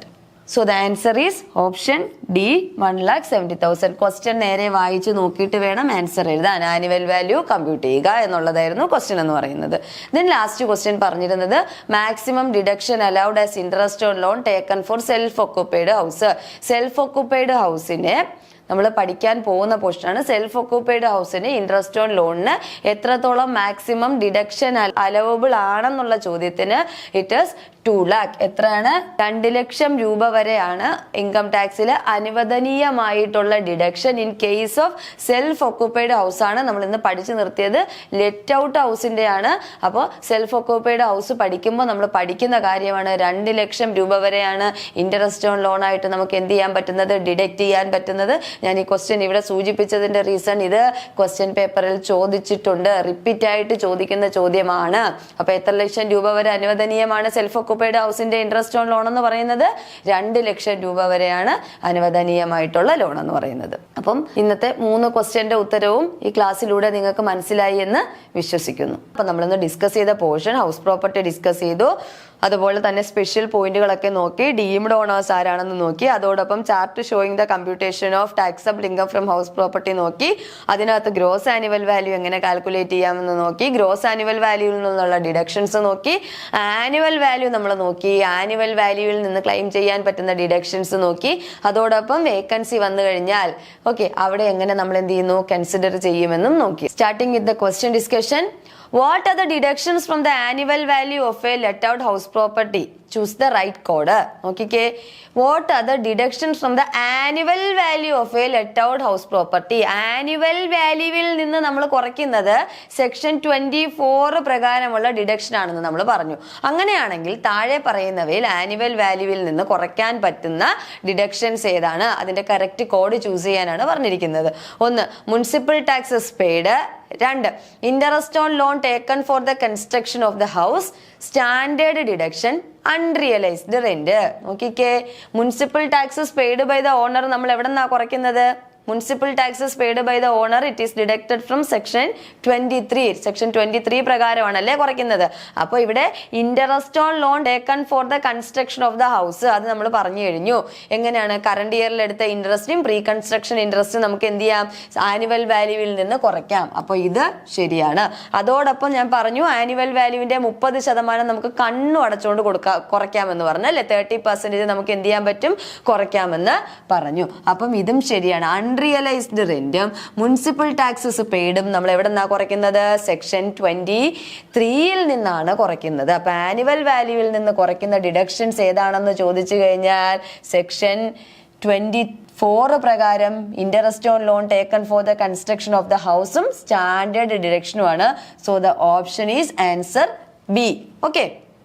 Next, which of the following is considered as income from house property? Income from house property ആയി കണക്കാക്കുന്നത് ഏത്? താഴെ പറയുന്നവയിൽ ഇൻകം ഫ്രം ഹൗസ് പ്രോപ്പർട്ടി ആയി പരിഗണിക്കുന്നത് ഏത്? 1. Staff quarters let out to employees. Staff quarters let out to employees നമ്മൾ എവിടെ പറഞ്ഞു? പഠിപ്പിച്ചപ്പോൾ പോർഷനിൽ പറഞ്ഞതാണ്. അത് ഇൻകം ഫ്രം ബിസിനസ്സിലാണ് ട്രീറ്റ് ചെയ്യുന്നത്. ഇൻകം ഫ്രം സബ്ലെറ്റിംഗ്, നമുക്ക് കിട്ടിയ ഒരു ബിൽഡിംഗ് നമ്മൾ അഗെയിൻ എന്ത് ചെയ്തു? ലെറ്റ് ഔട്ട് ചെയ്യുന്നു. അതിനെയാണ് സബ്ലെറ്റിംഗ് എന്ന് പറയുന്നത്. അത് നമ്മൾ പഠിക്കാനുണ്ട്. അപ്പോൾ സബ്ലെറ്റിംഗ് എന്ന് പറഞ്ഞു കഴിഞ്ഞാൽ ഇൻകം ഫ്രം അതർ സോഴ്സിലേക്ക് പോവാം. ഇൻകം ഫ്രം ഫാം ഹൗസ് നമുക്കറിയാം എന്താണ്? ഫാം ഹൗസിൽ നിന്ന് ഇൻകം ജനറേറ്റ് ചെയ്ത് കഴിഞ്ഞാൽ ഇറ്റ് ഈസ് അഗ്രികൾച്ചറൽ ലാൻഡ് ആണെന്നുണ്ടെങ്കിൽ ഇറ്റ് ഈസ് എക്സംപ്റ്റഡ് ആണെന്ന് നമ്മൾ പറഞ്ഞു. Second palace of an ex Indian ruler. Ex Indian റൂളറിന്റെ ഒരു പാലസിനെ നമ്മൾ എക്സംപ്റ്റ് ചെയ്തു എന്ന് പറഞ്ഞു. അടുത്തൊരു പാലസ് ഉണ്ടെങ്കിൽ it comes under income from house property and it will be taxed. ശരിയല്ലേ? Second palace of an ex Indian ruler ആണ് ഇവിടുത്തെ കറക്റ്റ് ആൻസർ. അതിന് നമ്മൾ എന്ത് ചെയ്യും? ടാക്സ് കൊടുക്കണം. ഒരു പാലസ് വരെ എന്ത് ചെയ്തിട്ടുണ്ട്? എക്സംപ്റ്റ് ചെയ്ത് വന്നിട്ടുണ്ട്. Next question, what is the annual value of the property subject to tax under the head income from house property according to section 22? Section 22 പ്രകാരം income from house propertyയിൽ ടാക്സിന് വിധേയമാകുന്ന പ്രോപ്പർട്ടിയുടെ ആനുവൽ വാല്യൂ ഏതാണ്? ആനുവൽ വാല്യൂ ഏതാണ്? Annual market value ആണോ? Annual rental value ആണോ? Purchase price ആണോ? Construction cost ആണോ? ക്വസ്റ്റ്യൻ ഒന്നുകൂടെ, what is the annual value of the property? പ്രോപ്പർട്ടിയുടെ ആനുവൽ വാല്യൂ ഏതാണ്? Subject to tax under the head income from house property. House property ഇൻകത്തിൽ അല്ലെങ്കിൽ house property income calculate ചെയ്യുമ്പോൾ section 22 പ്രകാരം ടാക്സിന് വിധേയമാകുന്ന പ്രോപ്പർട്ടിയുടെ ആനുവൽ വാല്യൂ ഏതാണ് എന്നാണ് ക്വസ്റ്റ്യൻ. മാർക്കറ്റ് വാല്യൂ ആണോ? റെന്റൽ വാല്യൂ ആണോ? പർച്ചേസ് പ്രൈസ് ആണോ? കൺസ്ട്രക്ഷൻ കോസ്റ്റ് ആണോ? It is the annual rental value of the house property. നമ്മൾ പറഞ്ഞു കഴിഞ്ഞതാണ് അല്ലെ, ആനുവൽ റെന്റൽ വാല്യൂ ആണ് ഉത്തരം. Next, which of the following properties is taxable under the head income from house properties? Income from house property എന്ന് പറയുന്ന ഹെഡിൽ താഴെ പറയുന്ന ഏത് പ്രോപ്പർട്ടിയാണ് ടാക്സ് ചെയ്യപ്പെടുന്നത് അല്ലെങ്കിൽ ടാക്സബിൾ ആകുന്നത്? Which of the following properties is taxable under the head income from house property? Residential building, commercial building, type of any building, industrial building only. ഏതാണ്? Any type of building. ഏത് type building വന്നാലും നമ്മൾ എന്ത് ചെയ്യും? Tax ചെയ്യും. Tax കൊടുക്കണ്ടേ? Tax കൊടുക്കണം. അത് 1 ആയാലും 2 ആയാലും 3 ആയാലും deemed to be let out ആയിട്ട് പരിഗണിച്ചിട്ട് നമ്മൾ എന്ത് ചെയ്യും? ടാക്സിന് വിധേയമാക്കും. Next question, income from house property situated abroad is taxable in case of residence only എന്ന് നമ്മൾ പറഞ്ഞല്ലേ. എബ്രോഡിൽ സിറ്റുവേറ്റ് ചെയ്തിരിക്കുന്ന ഹൗസ് പ്രോപ്പർട്ടിയിൽ നിന്ന് ഇൻകം ജനറേറ്റ് ചെയ്ത് കഴിഞ്ഞാൽ അത് റെസിഡൻസിന് മാത്രം ടാക്സ് ചെയ്താൽ മതി എന്ന് നമ്മൾ ഡിസ്കസ് ചെയ്തിരുന്നു. Rental income from staff quarters let out to on employees is taxable under the head dash. അതായത് സ്റ്റാഫ് ക്വാർട്ടേഴ്സ് ഓൺ എംപ്ലോയീസിന് കൊടുത്തിട്ട് റെന്റൽ ഇൻകം റിസീവ് ചെയ്ത് കഴിഞ്ഞാൽ അത് എവിടെ നമ്മൾ ടാക്സ് ചെയ്യും? ഇൻകം ഫ്രം ഹൗസ് പ്രോപ്പർട്ടിയുടെ ഹെഡിലാണോ, ഇൻകം ഫ്രം ബിസിനസിന്റെ ഹെഡിലാണോ, ക്യാപിറ്റൽ ഗെയിൻ എന്ന ഹെഡിലാണോ, അതർ സോഴ്സ് എന്ന് പറയുന്ന ഹെഡിലാണോ? അപ്പൊ rental income staff quarters let out ചെയ്ത് എംപ്ലോയീസിന്റെ കയ്യിൽ നിന്ന് റെന്റൽ ഇൻകം മേടിച്ചു കഴിഞ്ഞാൽ it is taxable under the head income from business. Income from ബിസിനസ്സിലാണ് എന്ത് ചെയ്യുന്നത്? ടാക്സ് ചെയ്യുന്നത്. ഇൻകം ഫ്രം ബിസിനസ് നമ്മൾ ഡിസ്കസ് ചെയ്ത് കഴിഞ്ഞതാണ്. Income from paying guest accommodation is taxable under the head dash. Paying guest അക്കോമഡേഷനിൽ നിന്ന് നമുക്ക് ഇൻകം ജനറേറ്റ് ചെയ്ത് കഴിഞ്ഞാൽ it is also taxable under the head income from business. Income from ബിസിനസ്സിലാണ് നമ്മൾ എന്ത് ചെയ്യുന്നത്? ടാക്സബിൾ ആക്കുന്നത്, ഹൗസ് പ്രോപ്പർട്ടി അല്ല. Who among the following is considered as a deemed owner of the property? ഒരു പ്രോപ്പർട്ടിയുടെ ഡീംഡ് ഓണർ ആയിട്ട് ആരെയാണ്, താഴെ പറയുന്നവയിൽ ആരെയാണ് ഇൻകം ടാക്സ് അതോറിറ്റിക്കാർ പരിഗണിക്കുന്നത്? ടെനന്റിനെ ആണോ, spouse to whom the property is transferred without consideration ആണോ, റിലേറ്റർ ആണോ, അതെ കോൺട്രാക്ടർ ആണോ? ടെനന്റ് ആണോ, അതോടൊപ്പം spouse to whom the property is transferred without adequate consideration, realtor, contractor. ഇവിടെ നമ്മൾ ഓൾറെഡി ഡിസ്കസ് ചെയ്തതാണ്. Spouse to whom the property is transferred without any adequate consideration. അതോടൊപ്പം നമ്മൾ പഠിച്ചൊരു പോയിന്റ് ആണ് minor child being a unmarried daughter, അല്ലെ? കല്യാണം കഴിക്കാത്ത ഒരു മൈനർ ചൈൽഡ് ഉണ്ടെങ്കിൽ അത് നമുക്ക് എന്താക്കാം? ഡീംഡ് ഓണർ ആയിട്ട് പരിഗണിക്കാം. How is the gross annual value of a let out house property is computed? Let out പ്രോപ്പർട്ടിയുടെ ഗ്രോസ് ആനുവൽ വാല്യൂ എങ്ങനെയാണ് കമ്പ്യൂട്ട് ചെയ്യുന്നത്? ആനുവൽ റെന്റ് റിസീവ്ഡ് ആണോ, അതോ municipal valuation or fair rental value which ever is higher ആണോ, municipal valuation only ആണോ, fair rental value only ആണോ? Answer എന്ന് പറയുന്നത് നമ്മൾ ഓൾറെഡി പഠിച്ചു. ഗ്രോസ് ആനുവൽ വാല്യൂവിന്റെ ആദ്യത്തെ കമ്പാരിസൺ തന്നെ എങ്ങനെയാണ്? Municipal valuation or fair rental value which ever is higher, അല്ലെ? എന്നിട്ടാണ് അടുത്ത എന്താണ് കമ്പാരിസണിലേക്ക് പോകുന്നത്. അപ്പൊ അത് answer is option B. What is the standard deduction allowed from the annual value of a house property? ചോദിച്ചിട്ടുള്ള ചോദ്യമാണ്. PSC ബേസ്ഡ് ക്വസ്റ്റ്യൻസിൽ ചോദിച്ചിട്ടുള്ള ചോദ്യമാണ്. ഹൗസ് പ്രോപ്പർട്ടിയിൽ നിന്ന് നമുക്ക് കുറയ്ക്കാൻ പറ്റുന്ന സ്റ്റാൻഡേർഡ് ഡിഡക്ഷൻ എത്ര പെർസെന്റേജ് ആണ്? It is 30%. എത്ര പെർസെന്റേജ് ആണ്? 30% നമുക്ക് പറ്റുന്ന സ്റ്റാൻഡേർഡ് ഡിഡക്ഷൻ എന്ന് പറയുന്നത്. കുറയ്ക്കാൻ പറ്റുന്ന സ്റ്റാൻഡേർഡ് ഡിഡക്ഷൻ 30%. അടുത്തത് interest on loan taken for the construction of house property is deductible under section dash. House പ്രോപ്പർട്ടിയുടെ കൺസ്ട്രക്ഷന് വേണ്ടി നമ്മൾ ലോൺ എടുത്ത് അതിന് ഇൻട്രസ്റ്റ് കൊടുക്കുകയാണെങ്കിൽ അത് ഏത് സെക്ഷനിൽ നിന്ന് നമുക്ക് ഡിഡക്ട് ചെയ്യാം? സെക്ഷൻ 22 ആണോ, സെക്ഷൻ 23 ആണോ, 24 ആണോ, 25 ആണോ? ഏതിലാണ് നമ്മൾ പഠിച്ചത്? ആനുവൽ വാല്യൂവിൽ നിന്ന് സെക്ഷൻ 24 പ്രകാരം നമുക്ക് എന്ത് ചെയ്യാൻ പറ്റും? ഡിഡക്ട് ചെയ്യാനായിട്ട് പറ്റും. കറണ്ട് ഇയർ ഇൻട്രസ്റ്റും പ്രീ കൺസ്ട്രക്ഷൻ പീരീഡ് ഇൻട്രസ്റ്റും ഡിഡക്ട് ചെയ്യാം. Next question, how is pre-construction period interest treated for tax deduction? Tax deduction pre-construction period interest എങ്ങനെ നമുക്ക് എന്ത് ചെയ്യാം? ട്രീറ്റ് ചെയ്യാം. Fully deductible in the year of construction. Construction ചെയ്യുന്ന ആ വർഷം നമുക്ക് മൊത്തമായി കുറയ്ക്കാം. Deductible in 5 equal instalment starting from the year of construction. അതായത് കൺസ്ട്രക്ഷൻ തുടങ്ങി 5 വർഷങ്ങളിലേക്ക് നമുക്ക് എന്ത് ചെയ്യാം? 5 ഈക്വൽ ഇൻസ്റ്റാൾമെന്റുകളായിട്ട് നമുക്ക് കുറയ്ക്കാം. ഇറ്റ് കനോട്ട് ബി ഡിഡക്റ്റബിൾ അല്ലെങ്കിൽ not deductible. Deductible in year preceding construction. Construction കഴിഞ്ഞതിന് ശേഷമുള്ള ഇയറിൽ നമുക്ക് കുറയ്ക്കാം. ഓൾറെഡി നമ്മൾ പഠിച്ചതാണ്. ഡേറ്റ് ഓഫ് കൺസ്ട്രക്ഷൻ മുതൽ ഡേറ്റ് ഓഫ് കംപ്ലീഷൻ ഓഫ് കൺസ്ട്രക്ഷന്റെ തൊട്ട് മുന്നേ ഉള്ള മാർച്ച് 31 വരെയുള്ള പീരീഡ് എടുത്ത് 5 ഈക്വൽ ഇൻസ്റ്റാൾമെന്റുകളായിട്ട് നമുക്ക് എന്ത് ചെയ്യാൻ പറ്റും? പ്രീ കൺസ്ട്രക്ഷൻ പീരീഡ് ഇൻട്രസ്റ്റ് നമുക്ക് എഴുതി കുറയ്ക്കാം. So the answer is option B.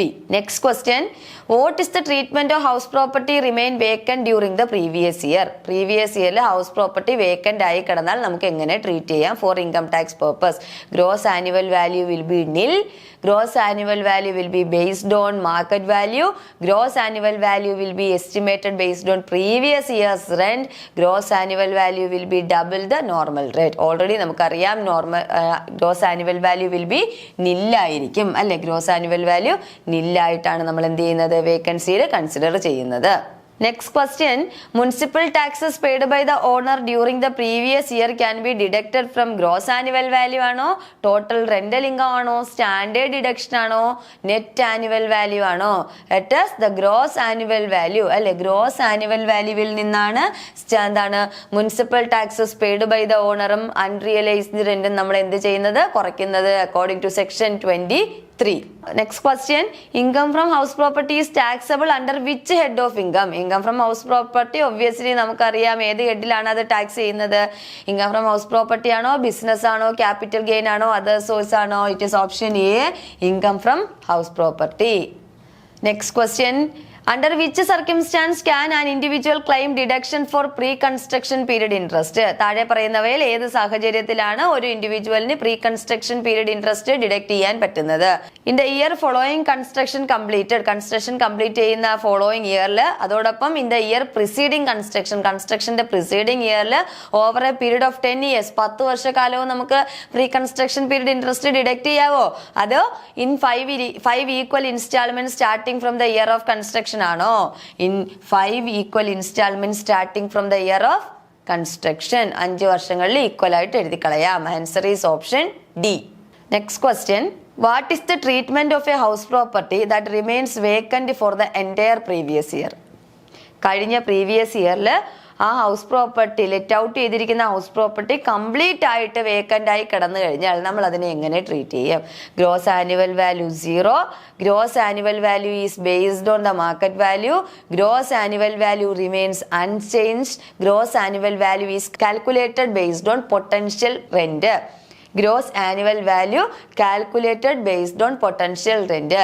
ഇവിടെ നമുക്കറിയാം ഗ്രോസ് ആനുവൽ വാല്യൂ 0 ആയിട്ടാണ് എന്ത് ചെയ്യുന്നത്? വേക്കൻസിയിൽ ട്രീറ്റ് ചെയ്യുന്നത്. സോ ദ ആൻസർ ഈസ്, അല്ലെങ്കിൽ so the option is A. Which of the following can be deducted from the gross annual value of a house property? Gross annual വാല്യൂവിൽ നിന്ന് താഴെ പറയുന്നവയിൽ നമുക്ക് എന്താണ് കുറയ്ക്കാൻ പറ്റുന്നത്? മെയിൻ്റനൻസ് എക്സ്പെൻസ് ആണോ, ഇൻഷുറൻസ് പ്രീമിയം പെയ്ഡ് ആണോ, interest on loan taken for house purchase ആണോ, ഇലക്ട്രിസിറ്റി ബില്ലാണോ? It is interest on loan for house purchase അല്ലേ? ഹൗസ് പ്രോപ്പർട്ടി പർച്ചേസ് ചെയ്യാനോ റീകൺസ്ട്രക്ഷനോ കൺസ്ട്രക്ഷനോ റിപ്പയറിങ്ങിനോ വേണ്ടിയിട്ട് എടുത്തിട്ടുള്ള എന്താണ് ലോണിന്റെ ഇൻട്രസ്റ്റ് നമുക്ക് എന്ത് ചെയ്യാൻ പറ്റും? കുറയ്ക്കാനായിട്ട് പറ്റും. Interest on loan for house purchases. What is the maximum percentage of the standard deduction allowed from the annual value of a house property? Annual valueയിൽ നിന്ന് നമുക്ക് മാക്സിമം കുറയ്ക്കാൻ പറ്റുന്ന സ്റ്റാൻഡേർഡ് ഡിഡക്ഷൻ എന്ന് പറയുന്നത് 30%. It is 30%.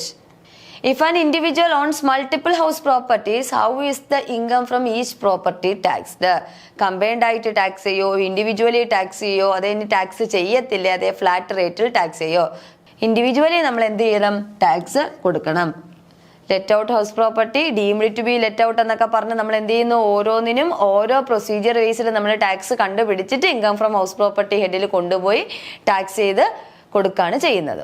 Who among the following is considered as the deemed owner of the house property? Deemed owner ആയിട്ട് ആരെയാണ് കണക്കാക്കുന്നത്? Tenant, legal heir, spouse receiving property as gift, real estate agent. ആ spouse receiving property as gift എന്ന് പറയുമ്പോൾ തന്നെ അറിയാം, without any adequate consideration അല്ലെ, adequate consideration ഒന്നും മേടിക്കാണ്ട് സ്പൗസ് പ്രോപ്പർട്ടി റിസീവ് ചെയ്ത് കഴിഞ്ഞാൽ ഹി അല്ലെങ്കിൽ she shall be the deemed owner of the property. So the option is C. Which type of property is exempt from tax under income from house property? ഓക്കെയാണ്, income from house property ഹെഡിലെ ഏത് ടാക്സിനെയാണ് നമ്മൾ exempt ചെയ്ത് നിർത്തിയിരിക്കുന്നത്? Residential property ആണോ, commercial property ആണോ, agricultural property ആണോ, industrial property ആണോ? നമുക്കറിയാം ഇറ്റ് ഈസ് അഗ്രികൾച്ചറൽ പ്രോപ്പർട്ടി അല്ലെങ്കിൽ അഗ്രികൾച്ചറൽ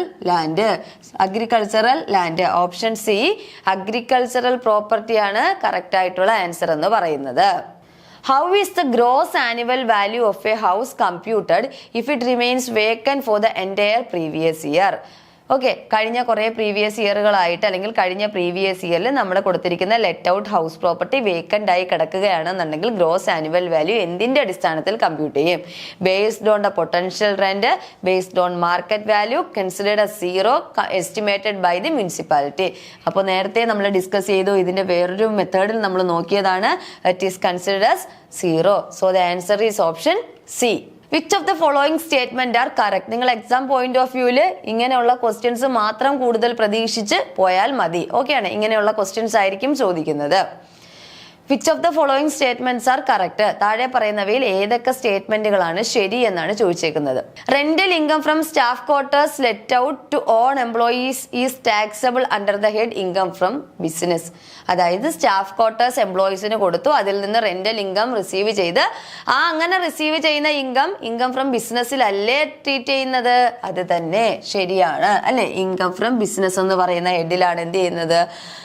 സ്റ്റാഫ് ക്വാർട്ടേഴ്സിൽ നിന്ന് കിട്ടുന്ന റെന്റൽ ഇൻകം ട്രീറ്റ് ചെയ്യുന്നത്. അടുത്തത്, income from agricultural building is exempted from tax under the head income from house property. House property income calculate ചെയ്യുന്ന സമയത്ത് അഗ്രികൾച്ചറൽ ബിൽഡിങ്ങിൽ നിന്നുള്ള ഇൻകത്തിന് ടാക്സ് കൊടുക്കേണ്ടുന്ന കാര്യമില്ല. നമ്മൾ എക്സംപ്റ്റഡ് ഇൻകം, അതായത് ഹൗസ് പ്രോപ്പർട്ടിയുടെ എക്സംപ്റ്റഡ് ടാക്സ് പറഞ്ഞപ്പോൾ നമ്മൾ പറഞ്ഞതാണ് അഗ്രികൾച്ചറൽ ബിൽഡിങ്ങിന്റെ ഇൻകത്തിന് എന്ത് കൊടുക്കണ്ട?